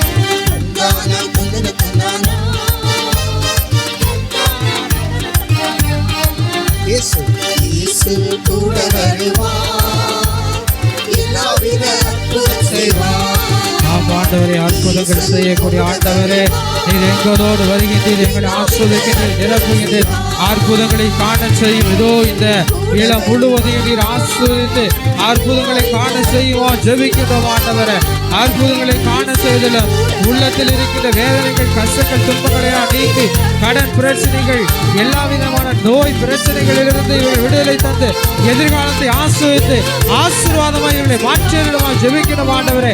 இவர்கள் வாழ்வானது ஆசீர்வாதம் நிறைந்த வாழ்வாக மாற்றியரிடம், எல்லா விதமான ஆசீர்வாதத்தால் நிரப்பியரிடம். இவர்கள் வாழ்வில் வருகின்ற துன்பங்கள், வேதனைகள், மன கவலைகள், கஷ்டங்கள், கண்ணீர்கள் இவற்றிலிருந்து இவர்களை விடுதலை தந்தலுமா ஜெபிக்கின்றோம் ஆண்டவரே. அந்த சக்தி நாக்கில் இணைந்து வீட்டு விலகுவதாக ஆண்டவர் ஆசீரால் நிரப்பியரிடம், வல்லமையால் நிரப்பியரிடம் ஆண்டவரே. இவர்கள் படுகின்ற துன்பத்திலிருந்து நீக்கி மன திடத்தையும் தைரியத்தையும் வல்லமையும் தந்து, இயேசுவே ஆண்டவர், இயேசுவே என் கடவுள், அவரே என்னை மீட்டெடுப்பார், அவர் என்னை கைவிடுவதில்லை, அவர் என்னை விட்டு விலகுவதும் இல்லை, ஒருபோதும் என்னை விட்டு விலகுவதில்லை. நம்பிக்கையோடு அந்த நம்பிக்கையிலே தொடர்ந்து வாழவும் ஆசுவாசத்தில் நிரப்பப்படவும் நீரே கிருபை செய்யும் ஆண்டவரே. வல்லமை வல்லமை வல்லமை வல்லமை வல்லமை வல்லமை வல்லமை வல்லமை வல்லமை நிரப்பு நிரப்பு நிரப்பு நிரப்பு நிரப்பு நிரப்பு நிரப்பு ஆண்டவரே. நிரப்பு நிரப்பு வல்லமையா நிரப்பு நிரப்பு நிரப்பு நிரப்பு நிரப்பு நிரப்பு நிரப்பு நிரப்பு அலையிலே அலையிலே அலையிலே அலையிலே வல்லமை வல்லமை வல்லமை வல்லமை வல்லமை ஆண்டவர் வல்லமை வல்லமை நிரப்பு ஆண்டவரே. இதோ வல்லமையால் நிரப்பி ஆசீர்வாதத்தால் நிரப்பு, அன்பால் நிரப்பியறலாம், சமாதானத்தால் நிரப்பியறலாம், மகிழ்ச்சியால் நிரப்பியறலாம், உடல் நலத்தால் நிரப்பியறலாம், பிணியிலிருந்து விடுதலை தந்தாரலாம், எல்லா நோயிலிருந்து விடுதலை தந்தாரலாம். மகிழ்ச்சியால் நிரப்பு ஆண்டவரே, சமாதானத்தால் நிரப்பியறலாம் ஆண்டவரே, வல்லமையால் நிரப்பியறலாம், நிரப்பு ஆண்டவரே, நிரப்பு ஆண்டவர். அற்புதங்களை செய்தரலாம், அற்புதங்களை செய்தரலாம், வல்லமையால் நிரப்பியறலாம், வல்லமையால் நிரப்பியறலாம்.